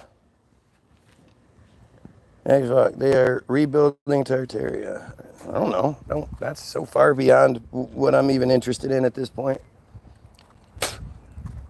If you look at the population of the world, though, and you look at how many of them there are, and then how many of the rest of us there are, doesn't it work out that about 28, each one of them would have 2,800 slaves? Like, isn't the population at the point where it can accommodate that? And maybe what they're saying is not that they actually have 2,800 slaves, but their existence, each one of their existence is maintained by about 2,800 people. It takes about 2,800 of us working and doing what we need to do to ensure they have the lives that they have. So maybe it's not like individual, they each have 2,800 slaves that belong to them personally. But maybe it's much more of like a blanket sort of thing, where we're all the slaves. We all, 2,800 of us it's our efforts that provide them life. I think that's what that means now that I mention it. All right, so we're back to me making up shit on the ADL, the Anti-Defamation League page, the Wikipedia page, that is all locked up, so nobody can edit it. We're going to... You're up early. Hey, buddy. Just do another quick little example here. Moetzet Yesha, in conjunction with My Israel, has arranged instruction day for wiki editors. The goal of the day is to teach people how to edit in Wikipedia, which is the #1 source of information today in the world. As a way of example, if someone searches the Gaza flotilla, we want to be there. We want to be the guys who influence what is written there, how it's written, and to ensure that it's balanced and Zionist in nature. I came here to learn. There you go. Just in case people are sort of looking for their excuse. Well, you can't use Wikipedia. They lock up Wikipedia for people like, well, the Team Jorge page isn't locked, and why would I waste time editing something? They just remove any edits that you make anyway, so what would it matter? Nice try, though. I mean, you have to give these crybabies at least they're trying to sort of address what's being said. But it also shows you that they're capable of addressing the things being said. So when I'm talking about genocide, they're not going, yeah, that genocide is awful. We need to stop that. When I'm talking about the pedophilia, they're not going, yeah, that pedophilia, we need to kill those people. When I'm talking about the fact that you're all slaves, we're all just slaves to this one group of people, they're not denying it. But they are going to say something about Wikipedia. Well, there, Wikipedia, you're a bad guy. I literally use their information because I'm so confident that everything, even with their best spin on it, will make them look bad. Like, I don't get the credit I deserve for this part of it. Right? Every time I look something like this up, I run the risk of looking like a fucking idiot. I run the risk of the page being laid out in a good, proper way, makes sense, you know, makes us look bad, makes me look bad because I said stuff that was incorrect and blah, blah, blah. And it never happens. But I give it the chance every single time. I give the opportunity for the system to make me look bad. All I have to do is read it, and if it says, you know, says things one way or another, I'm going to look bad. Will you run upstairs real quick and grab me a pack? Thank you. Thank you. Appreciate it. All right. So, back to the ADL. In many instances, these community-based defense organizations paid informants to infiltrate these groups. Did you know that my video that got the 40,000 views on it went viral in Korea? That's why it was so popular, because it went semi-viral in Korea. Somebody shared it in Korea. That seems incredibly strange, don't you think? But hey, what do I know? In many instances, these community-based defense organizations paid informants to infiltrate these groups and report what they discovered.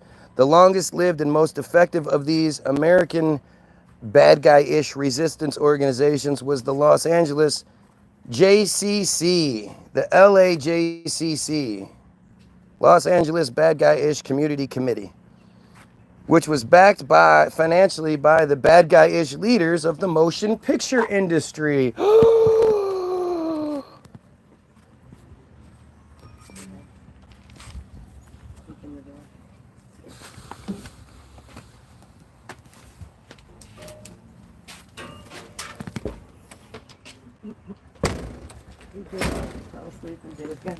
South Korea, yes, South Korea.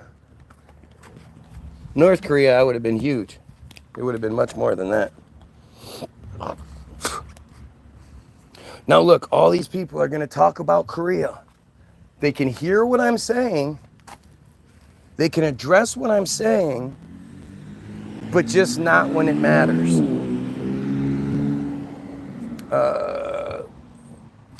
The day-to-day operations of the LAJCC were supervised by bad guy-ish attorney Leon L. Lewis.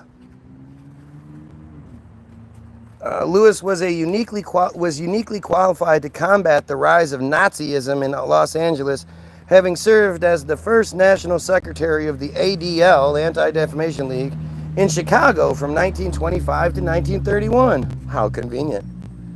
From 1934 to 1941, the LAJCC maintained its undercover surveillance of the German-American Bund, the Silver Shirts, and dozens of other pro-Nazi nativist groups that operated in Los Angeles. I bet they were pro-Nazi groups. Partnering with the American Legion in Los Angeles, the LAJCC channeled eyewitness accounts of sedition onto federal authorities. Oh, right. So they say that they saw something, so that must make it true, because they're the eyewitness accounts of a group of liars. Working with the ADL, Leon Lewis and the LAJCC played a strategic role in counseling the McCormick-Dickstein Committee investigation of Nazi propaganda and activities in the United States in 1934, and the Dies Committee investigation of the un-American activities 1938 to 1940. So just like always, the group that benefits the most from all of this is who absolutely controls it as well. 3, 2, 1, back to the issue. Good, this is some audience. Right. Look at how stupid they are. Look at how stupid they are. They just can't. Like, look at this. Hollywoodism, exactly. Hollywoodism is the most important video anybody can watch.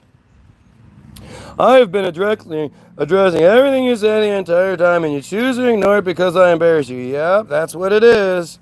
So let's go back and find this, guys. Okay, where's my badge? He spelled the "your" wrong, so we had to correct it, but I don't see where you got that wrong. You are so similar to the ADL and all Zionists. You're like an exact mirror. I was being living, bro. Your thoughts are a definite point of huge consideration. Population 2,800 losers. Okay, thanks, Karen. So apparently this guy that I'm reading right now has been addressing everything I'm saying, though I can't seem to find it. Oh, I've been telling you what you're wrong about this whole time, and you refuse to address. So he just keeps saying that thing, but not actually talking about what I'm wrong about, which is really weird.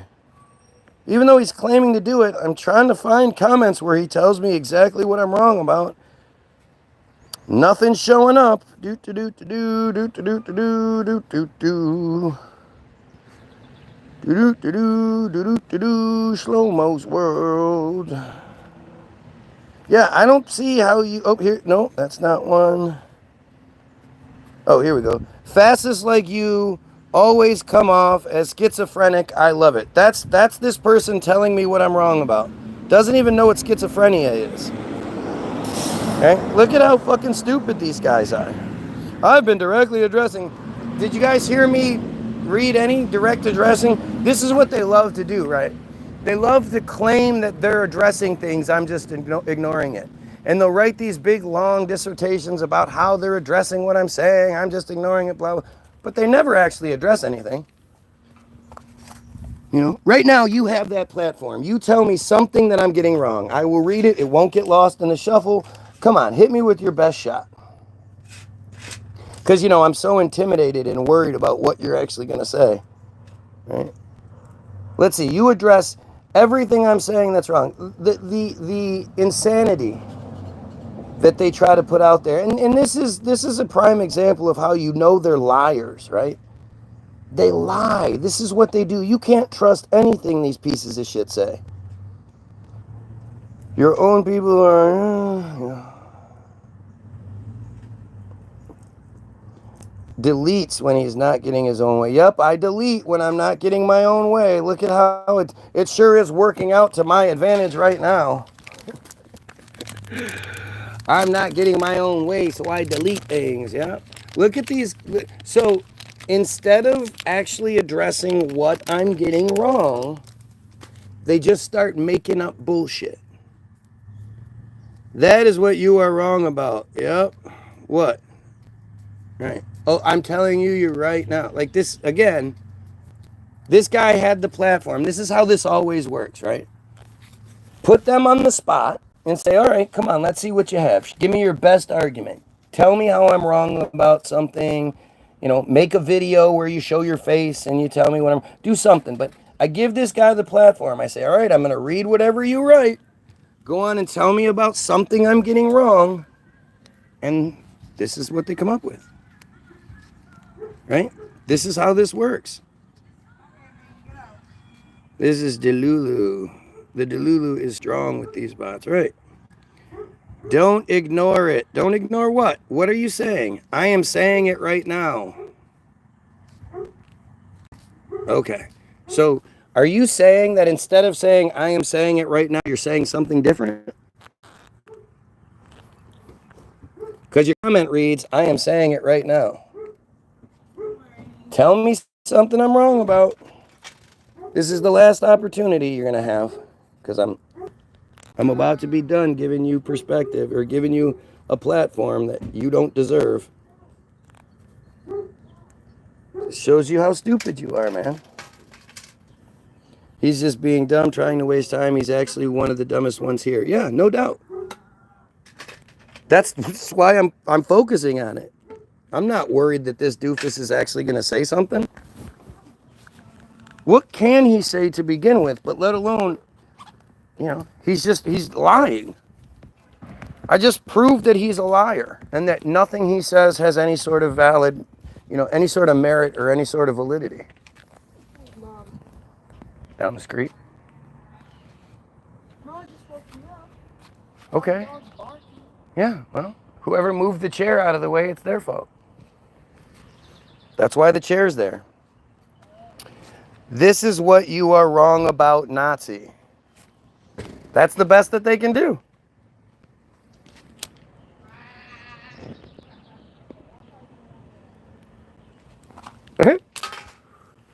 Given the platform, given the opportunity to really stick it to me and show me, you were wrong about this. You said this, and you were wrong about it because of this. That's what he comes up with. Okay, and again, the evil is what mostly the issue. Any good that you claim. Yeah, but what good do they even claim? They never actually claim anything. The actions of Israel does not represent all J people. Yeah, no shit. But the fact is, that cult does, and if you acknowledge yourself as being a part of that cult, you're part of the problem. Any cult where the people believe that they're born better than everyone else, and that we're all here to be their slaves, and that they all, either practice or support the practice of Matitza B'Peh, or, the mikvahs and the vagina cleansings and just all of it. No, these are disgusting, horrible people. Right? Look at how this crybaby shit works.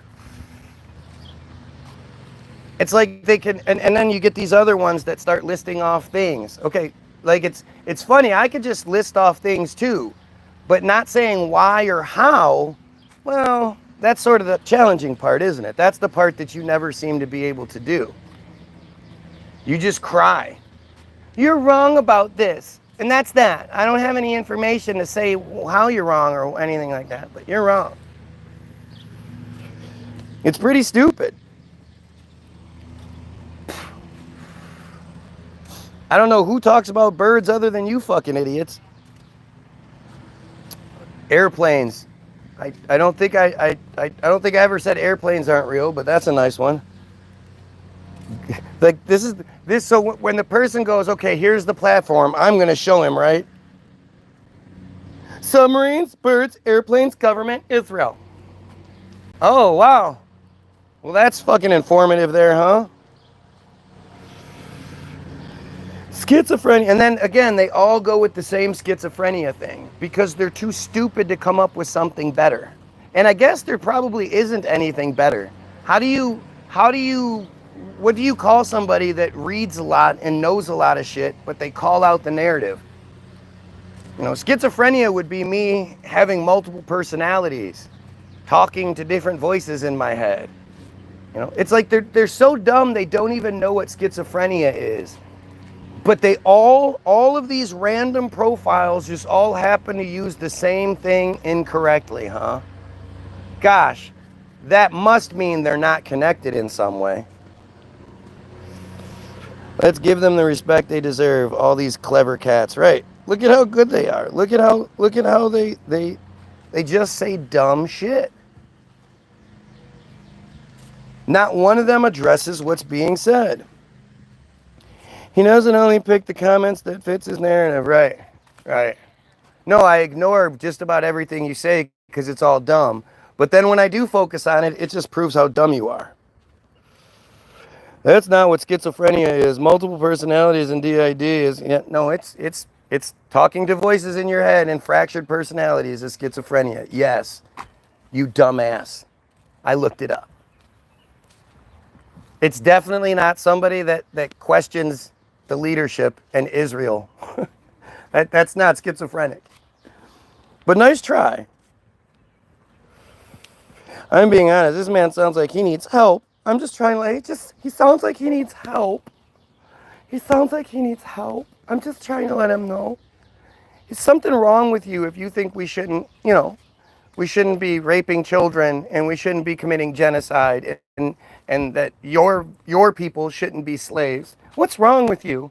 How dare you think such crazy things? Anyway, this is why I ignore most of what's being said. Nobody besides like 3 people in the comments are being honest. They can't. Well, no, they are being honest, man. You have to look at it like this. They're being as honest as they can be, right? So they're not very smart to begin with. And the fact that I'm not wrong about any of this shit, the fact that I'm literally reading to you Wikipedia and shit like that, means they're letting their honest, stupid self through. This is honest. This is the best they can do. There is no debunking what's being said. It's all true. And like I say, given the platform, you don't care about genocide. You are just insanely paranoid. Now, see, that's what him addressing what I'm saying is. Boy, that was a good job. What's up, Dookie? How was your sleep? Good.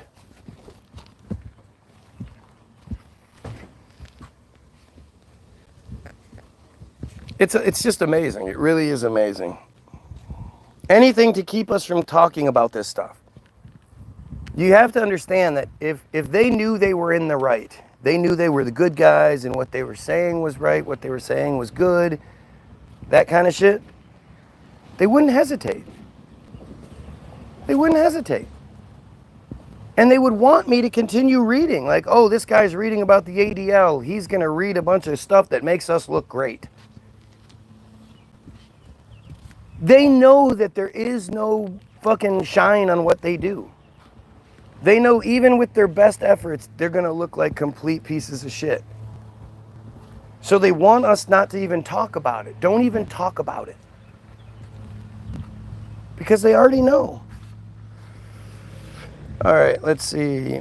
In their final reports to Congress, both committees found that the sudden rise in political anti-Semitism in the United States during the decade was due, in part, to the German government's support of these domestic groups. I mean, they're literally saying the same shit. They literally say it all the time. The sudden rise in anti-Semitism. The sudden rise. They've been saying there's a sudden rise in it for decades. They literally go to the same playbook because they're not very smart.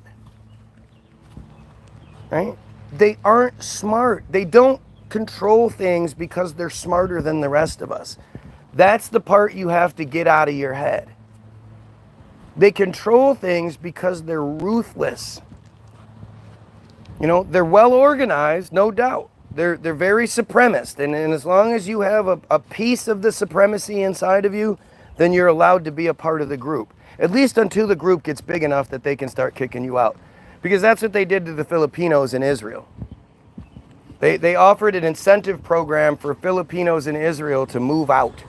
They would pay them $1,500 with the initial move and then $300 a month for a year to get the fuck out of Israel.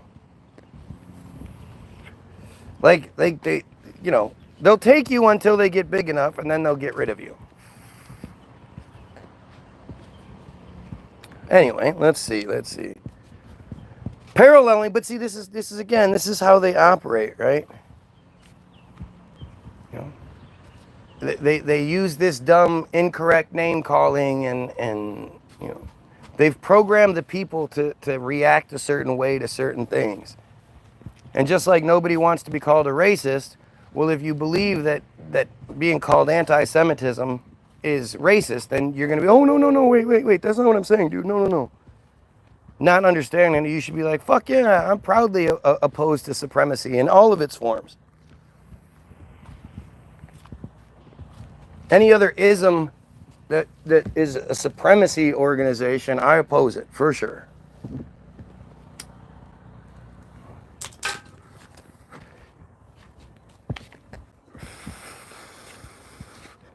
Paralleling its infiltration efforts. Again, This is, what do you think the modern day version of this is?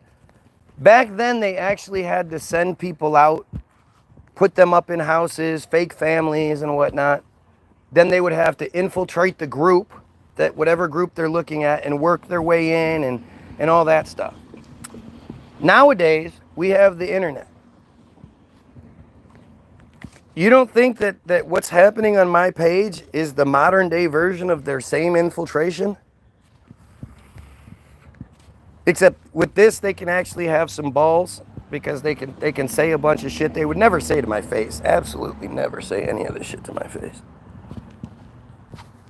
Unless, of course, the IDF was behind them or whatever. But this way, they have this anonymity where they can say all kinds of horrible things. Back then, they had to at least pretend to blend in and you know, keep their mouths shut. Now they can just run their stupid ass mouths as much as they want. And it just shows you, I mean, the more you let them talk, the dumber they sound. Anti-supremacist, damn straight, dude. Exactly. It wouldn't matter who it is. Anybody that believes that they are born chosen by God and the rest of us are no different than the cattle, than the cats, the dogs, the cars, the tables, the chairs. Everything that isn't them is goyim. And it's all the same. It's all nothing that's there to serve them, to make their lives better. That's what that cult stands for. This is a cult. If this was any other group, we wouldn't accept it. Especially when you look at all the ritual shit that they do. That stuff is nasty. Yeah, I won't address things, blah, blah, blah. Say, again, you've had the opportunity to actually address something that I'm getting wrong and say why, and you refuse to. I'm reading something I've never read before that could make me look really bad if it painted the bad guys in a good light. But I'm the coward here, right? Paralleling its infiltration efforts, the ADL continued its attempts to reduce anti-Semitic caricatures in the media. Much like the NAACP, it chose a non-confrontational approach, attempted to build long-lasting relationships and avoid backlash. Didn't you just say that they aggressively pressured people in media and whatnot and demanded that they get to, you know, view the pre-screen things and all, like, they just trip over themselves all the time. The ADL requested its members avoid public confrontation, instead directing them to send letters to the media and advertising companies that included anti-Semitic or racist references in screening copies of their books and movies. I mean, just think about it. They have this belief, this superiority belief, this supremacist belief, that you're not even allowed to not like it. Like, they don't want you to be a part of it. They want you to be a Christian. That way you believe you're second tier and that they are the chosen favorites, right? But they have this idea that you're not even allowed to not like their thing. The thing that hates you, you have to just be like, well, I accept it, and I accept your right to do it, and yada, yada, yada. Well, they tell you you're not allowed, you don't have the right to say things. You have to accept the right that they have rights to say whatever they want. It's just like nowadays when you see somebody with a protect our religious freedoms sign in their front lawn or whatever, you can guarantee that's a Christian. And that's a Christian who was told they weren't allowed to have their way in some fashion or another. Never mind what the Muslims want, never mind what the atheists want. What they want, their religious freedom should be protected. Nobody else's. It's pretty silly. And again, they don't want people confronting people out in the open or in any sort of legitimate way. They want you to do it in a sneaky way. Go behind the person's back. Don't try to tell that person what they're wrong about. Don't try to engage with that person and maybe help them understand what they're misunderstanding. No, just get them in trouble. And it's interesting because, again, it's someone like me who is trying to address it. If I was wrong, I would find it here. The fact is, I'm looking at your material, I'm looking at your beliefs, at the system you control, and it's painting you in a really bad light. How's that my fault? The strategy kept the campaigns out of the public eye and instead emphasized on the development of relationships with companies. Why would they want to be kept out of the public eye? I mean, ask yourself these questions. Does this make sense as far as what you think the way the world works? You're in the right. What you're doing is the noble, good thing, yet let's keep it behind closed doors and, let's do, shady shit. And like, that's how that works. If you're watching, don't forget to like, share, and sub. Really helps out. Let's see. If dual was legal, it wouldn't only be wild animals in the largest circles and have feelings with failure to communicate. Unfortunately, everyone's scared to meet Jesus. Oh my God, we've got another dumbass who doesn't understand the way things work. Sorry, Truth, but if you're calling people lazy, they're not, but you people seem to be the lazier, hanging around, commenting on this feed that you don't even enjoy unless you are at work right now. Exactly. It doesn't make any sense. And I think any real person, if they take 2 seconds to think about it, would you do this? Would you sit on a page that you disagree with, come to it day after day after day, week after week, month after month, and do nothing but crybaby shit? Not actually address what's being said, but just this crybaby, pay attention to me bullshit. I mean, even the dumb Christians, right? They're just, it's like they're so stupid. The Christians are the most arrogant, fucking second most arrogant. Christians are extremely arrogant. The nonsense that they believe without wanting to know why they believe that, where it comes from. They don't want the proof. They don't want truth. You ask any Christian why they believe what they believe in, and they're going to attack you. They're not going to be like, oh, that's a great question. Let me explain it to you. I want to share with you my experience. And they don't want to do that. They immediately attack you because they don't have any good reason. And they've probably at this point heard how this conversation goes. And they know that at some point they're going to look like pieces of shit. Really simple, really easily, they're going to look like pieces of shit if you just start bringing up certain things. I think when it's interesting because when you talk to most Christians about what they believe, they don't actually know what their Bible says. They don't know their book. And I think that's a self-preservation mechanism. I think they have to not know it. If they read it as an adult and they try to get some sort of understanding, they're gonna have a harder time just accepting it. The more you look into it, like I always say, every conversation I have, every bit of research I do, anything that has to do with Christianity, when I'm done, I'm further away from Christianity than I was at the start. And I always think I'm as far away as I can be from it. But as soon as you just start learning more and more about it, it just doesn't make any sense. It's actually really stupid. And it's really obvious who gave it to you. Who gave you the slave religion that tells you, as long as you just do what you're told, follow the rules that the Jays put out there, don't question them, don't do what Jesus did. As long as you do as you're supposed to do, when you die, oh man, your life's going to suck, no doubt. They're going to give you just enough to survive. But when you die, ooh boy, is that going to be fun. The real party starts. You might get to go to heaven. I mean, you won't because nobody gets to go to. The parameters are so fucking difficult. Damn near all of you have had sex before you were married, knowing that you weren't supposed to. You also had sex for purposes other than procreation, knowing you weren't supposed to. Like, you're going to hell, right? By your own belief structure, you're going to hell. But they don't like that stuff. Especially when women come in here and try to push their bullshit on me. Like, oh, well, you don't like that part in the Bible, 1 Timothy 2:12, that says, I permit no woman to have authority over man, to teach or have authority over a man. She is to keep silent. You don't like that part, right? Unregulated electric car is great, the root of diesel, blah, blah, blah. Why is this person talking about everything else but?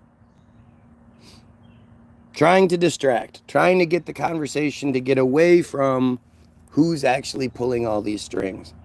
Who gave you all of the information you're arguing about? They gave you your Bible, they gave you your history, you know, they give you everything, and you just fall for it thinking it's a part of you. Much like the answer, an ADL requested a member's strategy. The ADL was critical of red baiting and McCarthyism in the 1950s. However, during the second Red Scare, the ADL expelled Jewish communists from the organization, cooperated with the House Un-American Activities Committee, and supported the execution of Julius and Ethel Rosenberg. The execution? The ADL rejected accusations that the Rosenberg trial was influenced by anti-Semitism. Oh my God, it's just so stupid the way that they do this. Like it's just like how when you see any of the talking heads being interviewed about what's going on in Palestine right now, and they say shit like it's Hamas, it's all Hamas. Whatever is happening, whatever bad things they do, any of it, it's Hamas's fault. Hamas did it. Hamas. It's all Hamas. And when it's not Hamas, then it switches to anti-Semitism. It's never because we do horrible things and we brag about it and we laugh about it and we use, you know, the bombing of a residential building as a gender reveal. It's not that stuff. It's not all the rapes. It's not all the killing. It's not all the beheadings. It's not all the child, you know, starvings. And it's not any of that stuff. It's not the supremacist attitude. It's not the believing you're born superior and treating everyone like shit. It's not like that. It's just because you have anti-Semitism. That's all. You just have it. And they love to blame it on people like because they've been told that the Jays killed Jesus. Well, they did, according to the book that you gave them. You know, yeah. But the people like me, it has nothing to do with silly Jesus. Jesus in the Bible is all just dumb, really, really dumb bullshit. It's shocking how stupid they are. It's so embarrassing because you would at least think like the people that are pulling the strings, you would at least admire them because they're just, and you know, how can I compete with that? They're just so much better than we are. They're just so much smarter. They're just so much more capable. Blah. You would think it would be that way. But instead it's this embarrassing, you know, they're just shit. By the way, if you're watching, like, share, sub, it helps out. It helps out. And if you don't like it, dislike it. You go ahead and click that dislike. Ooh, I don't like this guy. Go get your free download. We always give out the free download, www.the-bilderberg-group.com. It's music and it's free. I know you guys probably don't even know what that word means, but it's free. We appreciate all the donations that have come in, but you're not required to donate to get it.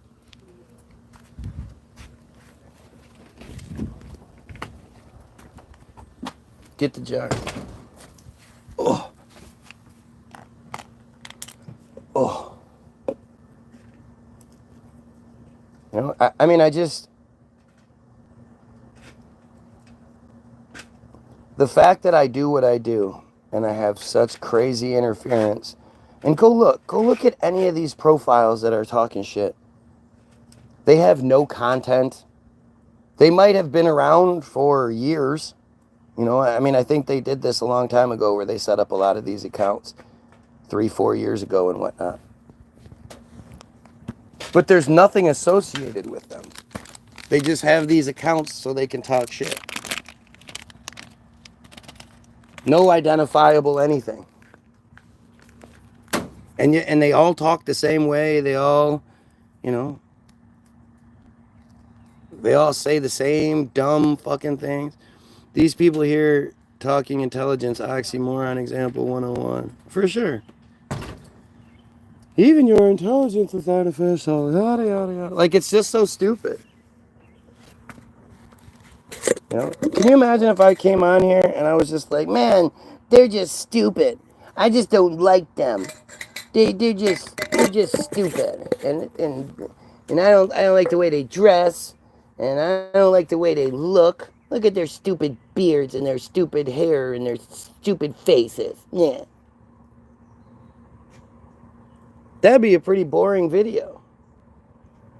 Instead, I'm sitting here reading to you what they want us to read, reading to you what they want us to know, and showing you how little sense it makes. And this is, you know, this is the best. I'm telling you, what you're seeing is the best they can come up with. You all remind me of your mothers, considering none of you have blah, blah, blah, blah, blah, blah, blah. Eric, the blood of Christ protects you from all that. The blood of Christ protects you from all that. Just not COVID. I am covered in the blood of Christ. Amazing how during COVID your churches all shut their doors on you, huh? Let's keep believing in that shit. That admittedly comes out of Second Temple Judaism. Never mind all that. I don't want to know the origins. I just want to believe that this piece of shit life that I've been forced to live, when it's over, I get to go to heaven, right? Just tell me I get to go to the party afterward. I get to go to the after party. I don't get to experience, you know, the good parts. I don't get the concert. But that after party, oh, that after party is going to be so much fun. Oh, goodness.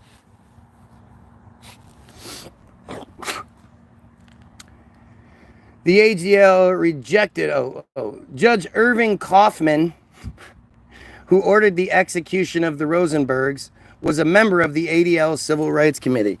How much do you want to bet that the Rosenbergs were never executed?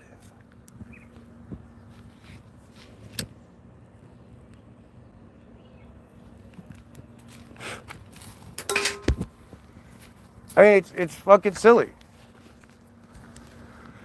You know? They love doing fake death bullshit. They did it with Epstein. Dude's living it up in some tropical island somewhere, or in Israel, with his egg-shaped penis. You know, Trump's best buddy. Funny, we haven't had a whole bunch of Trump supporters on here today. I mean, we have, but we haven't had a bunch of dumb Trumpanzee comments on here. Dude is literally smoking crack in front of us. Yes, I am. We roll crack into blunts. That's how that works. You know? Look at this crack. Gotta love our crack. We have that green crack. This is how desperate they are, right? Like, seriously, look at if I were to block the Delta profile, right? All they're going to do is make a new profile. And this person this profile just keeps commenting the same dumb ass shit over and over again. Like I'm literally making this up. In 1952, Lucy DeWitowitz wrote the commentary that the J-ish communists viewed the ADL and other mainstream J organizations as reactionary, fascist collaborating oligarchs and conspiratorial enemies both of democracy and their own oppressed people.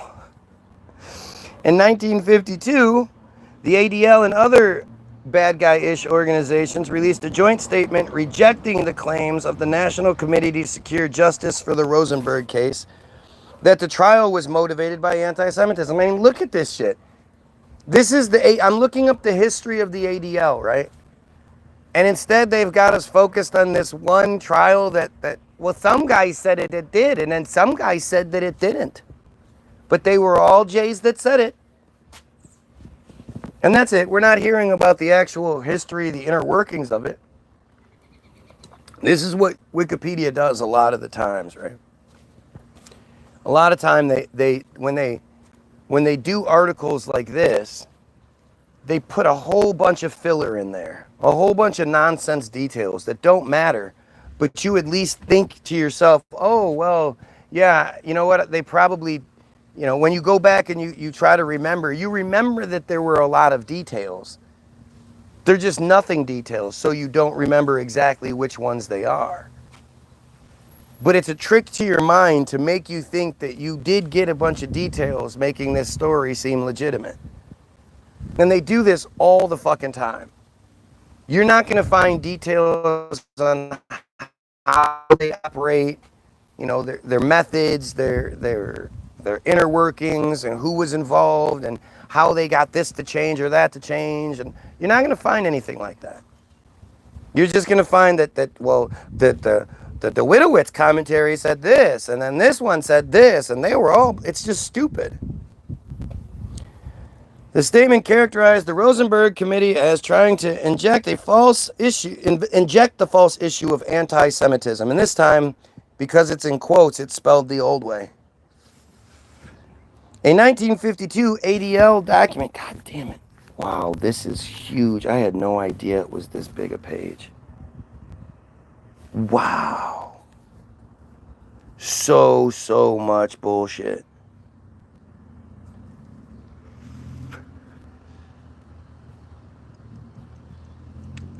Joint statement.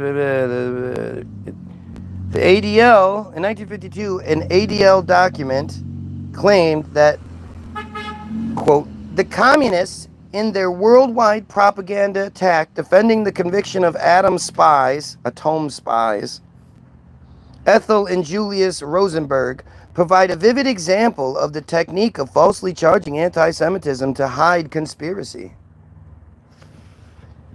That's an ADL document saying that.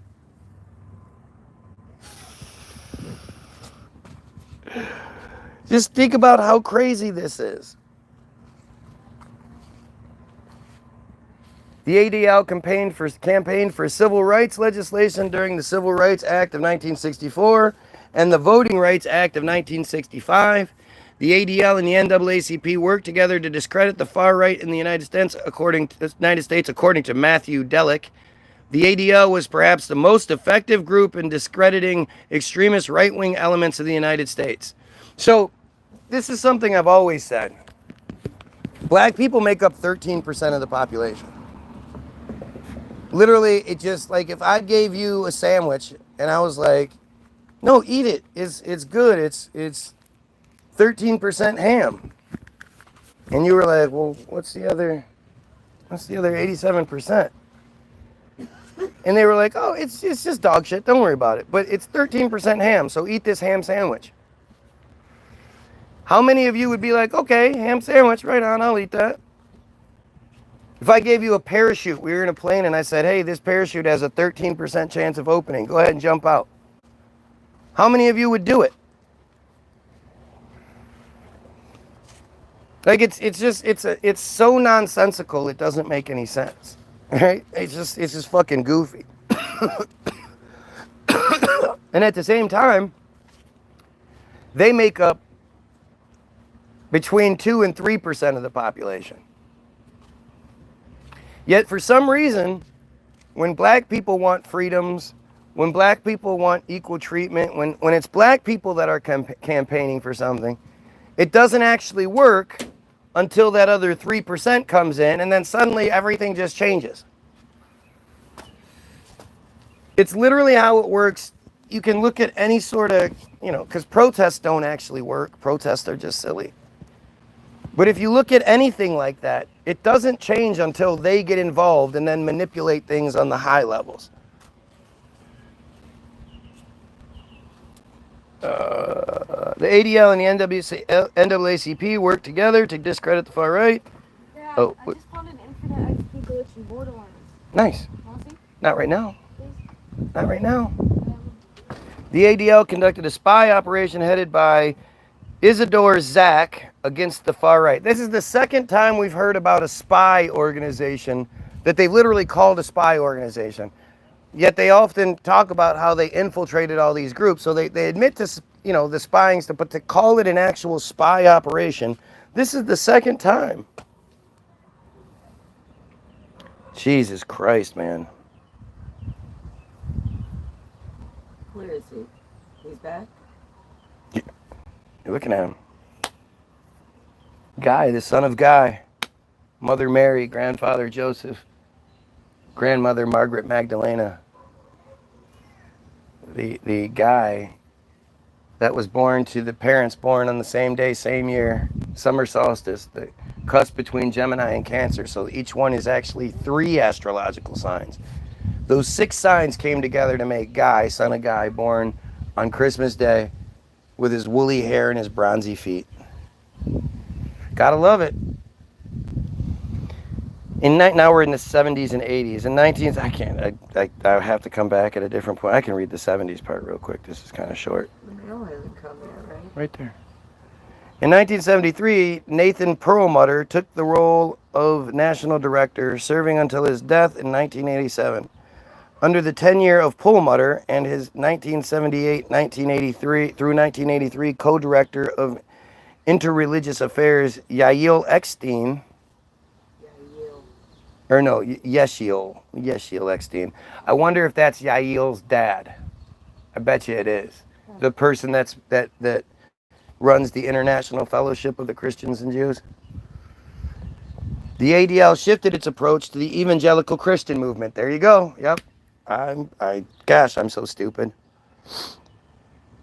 Through the 60s and early 70s, the ADL had conflicted with the American J Congress over their collaborations with evangelicals. Perlmutter and Eckstein changed this orientation, increasing collaborations and developing long-lasting lines of communication between the ADL and evangelical groups. This collaboration continued under the Foxman administration. Since the 1970s, the ADL has partnered with the FBI field offices, sharing information learned from the monitoring of extremist groups. They're the extremist group. In 1977, the ADL opened a headquarters in Jerusalem. It opposed the anti-Mormon film called The God Makers in 1982, viewing it as a challenge to religious freedom. So, religious freedom only exists if you believe in it. If you don't believe in religion, then you're not allowed to have that religious freedom. I'm going to.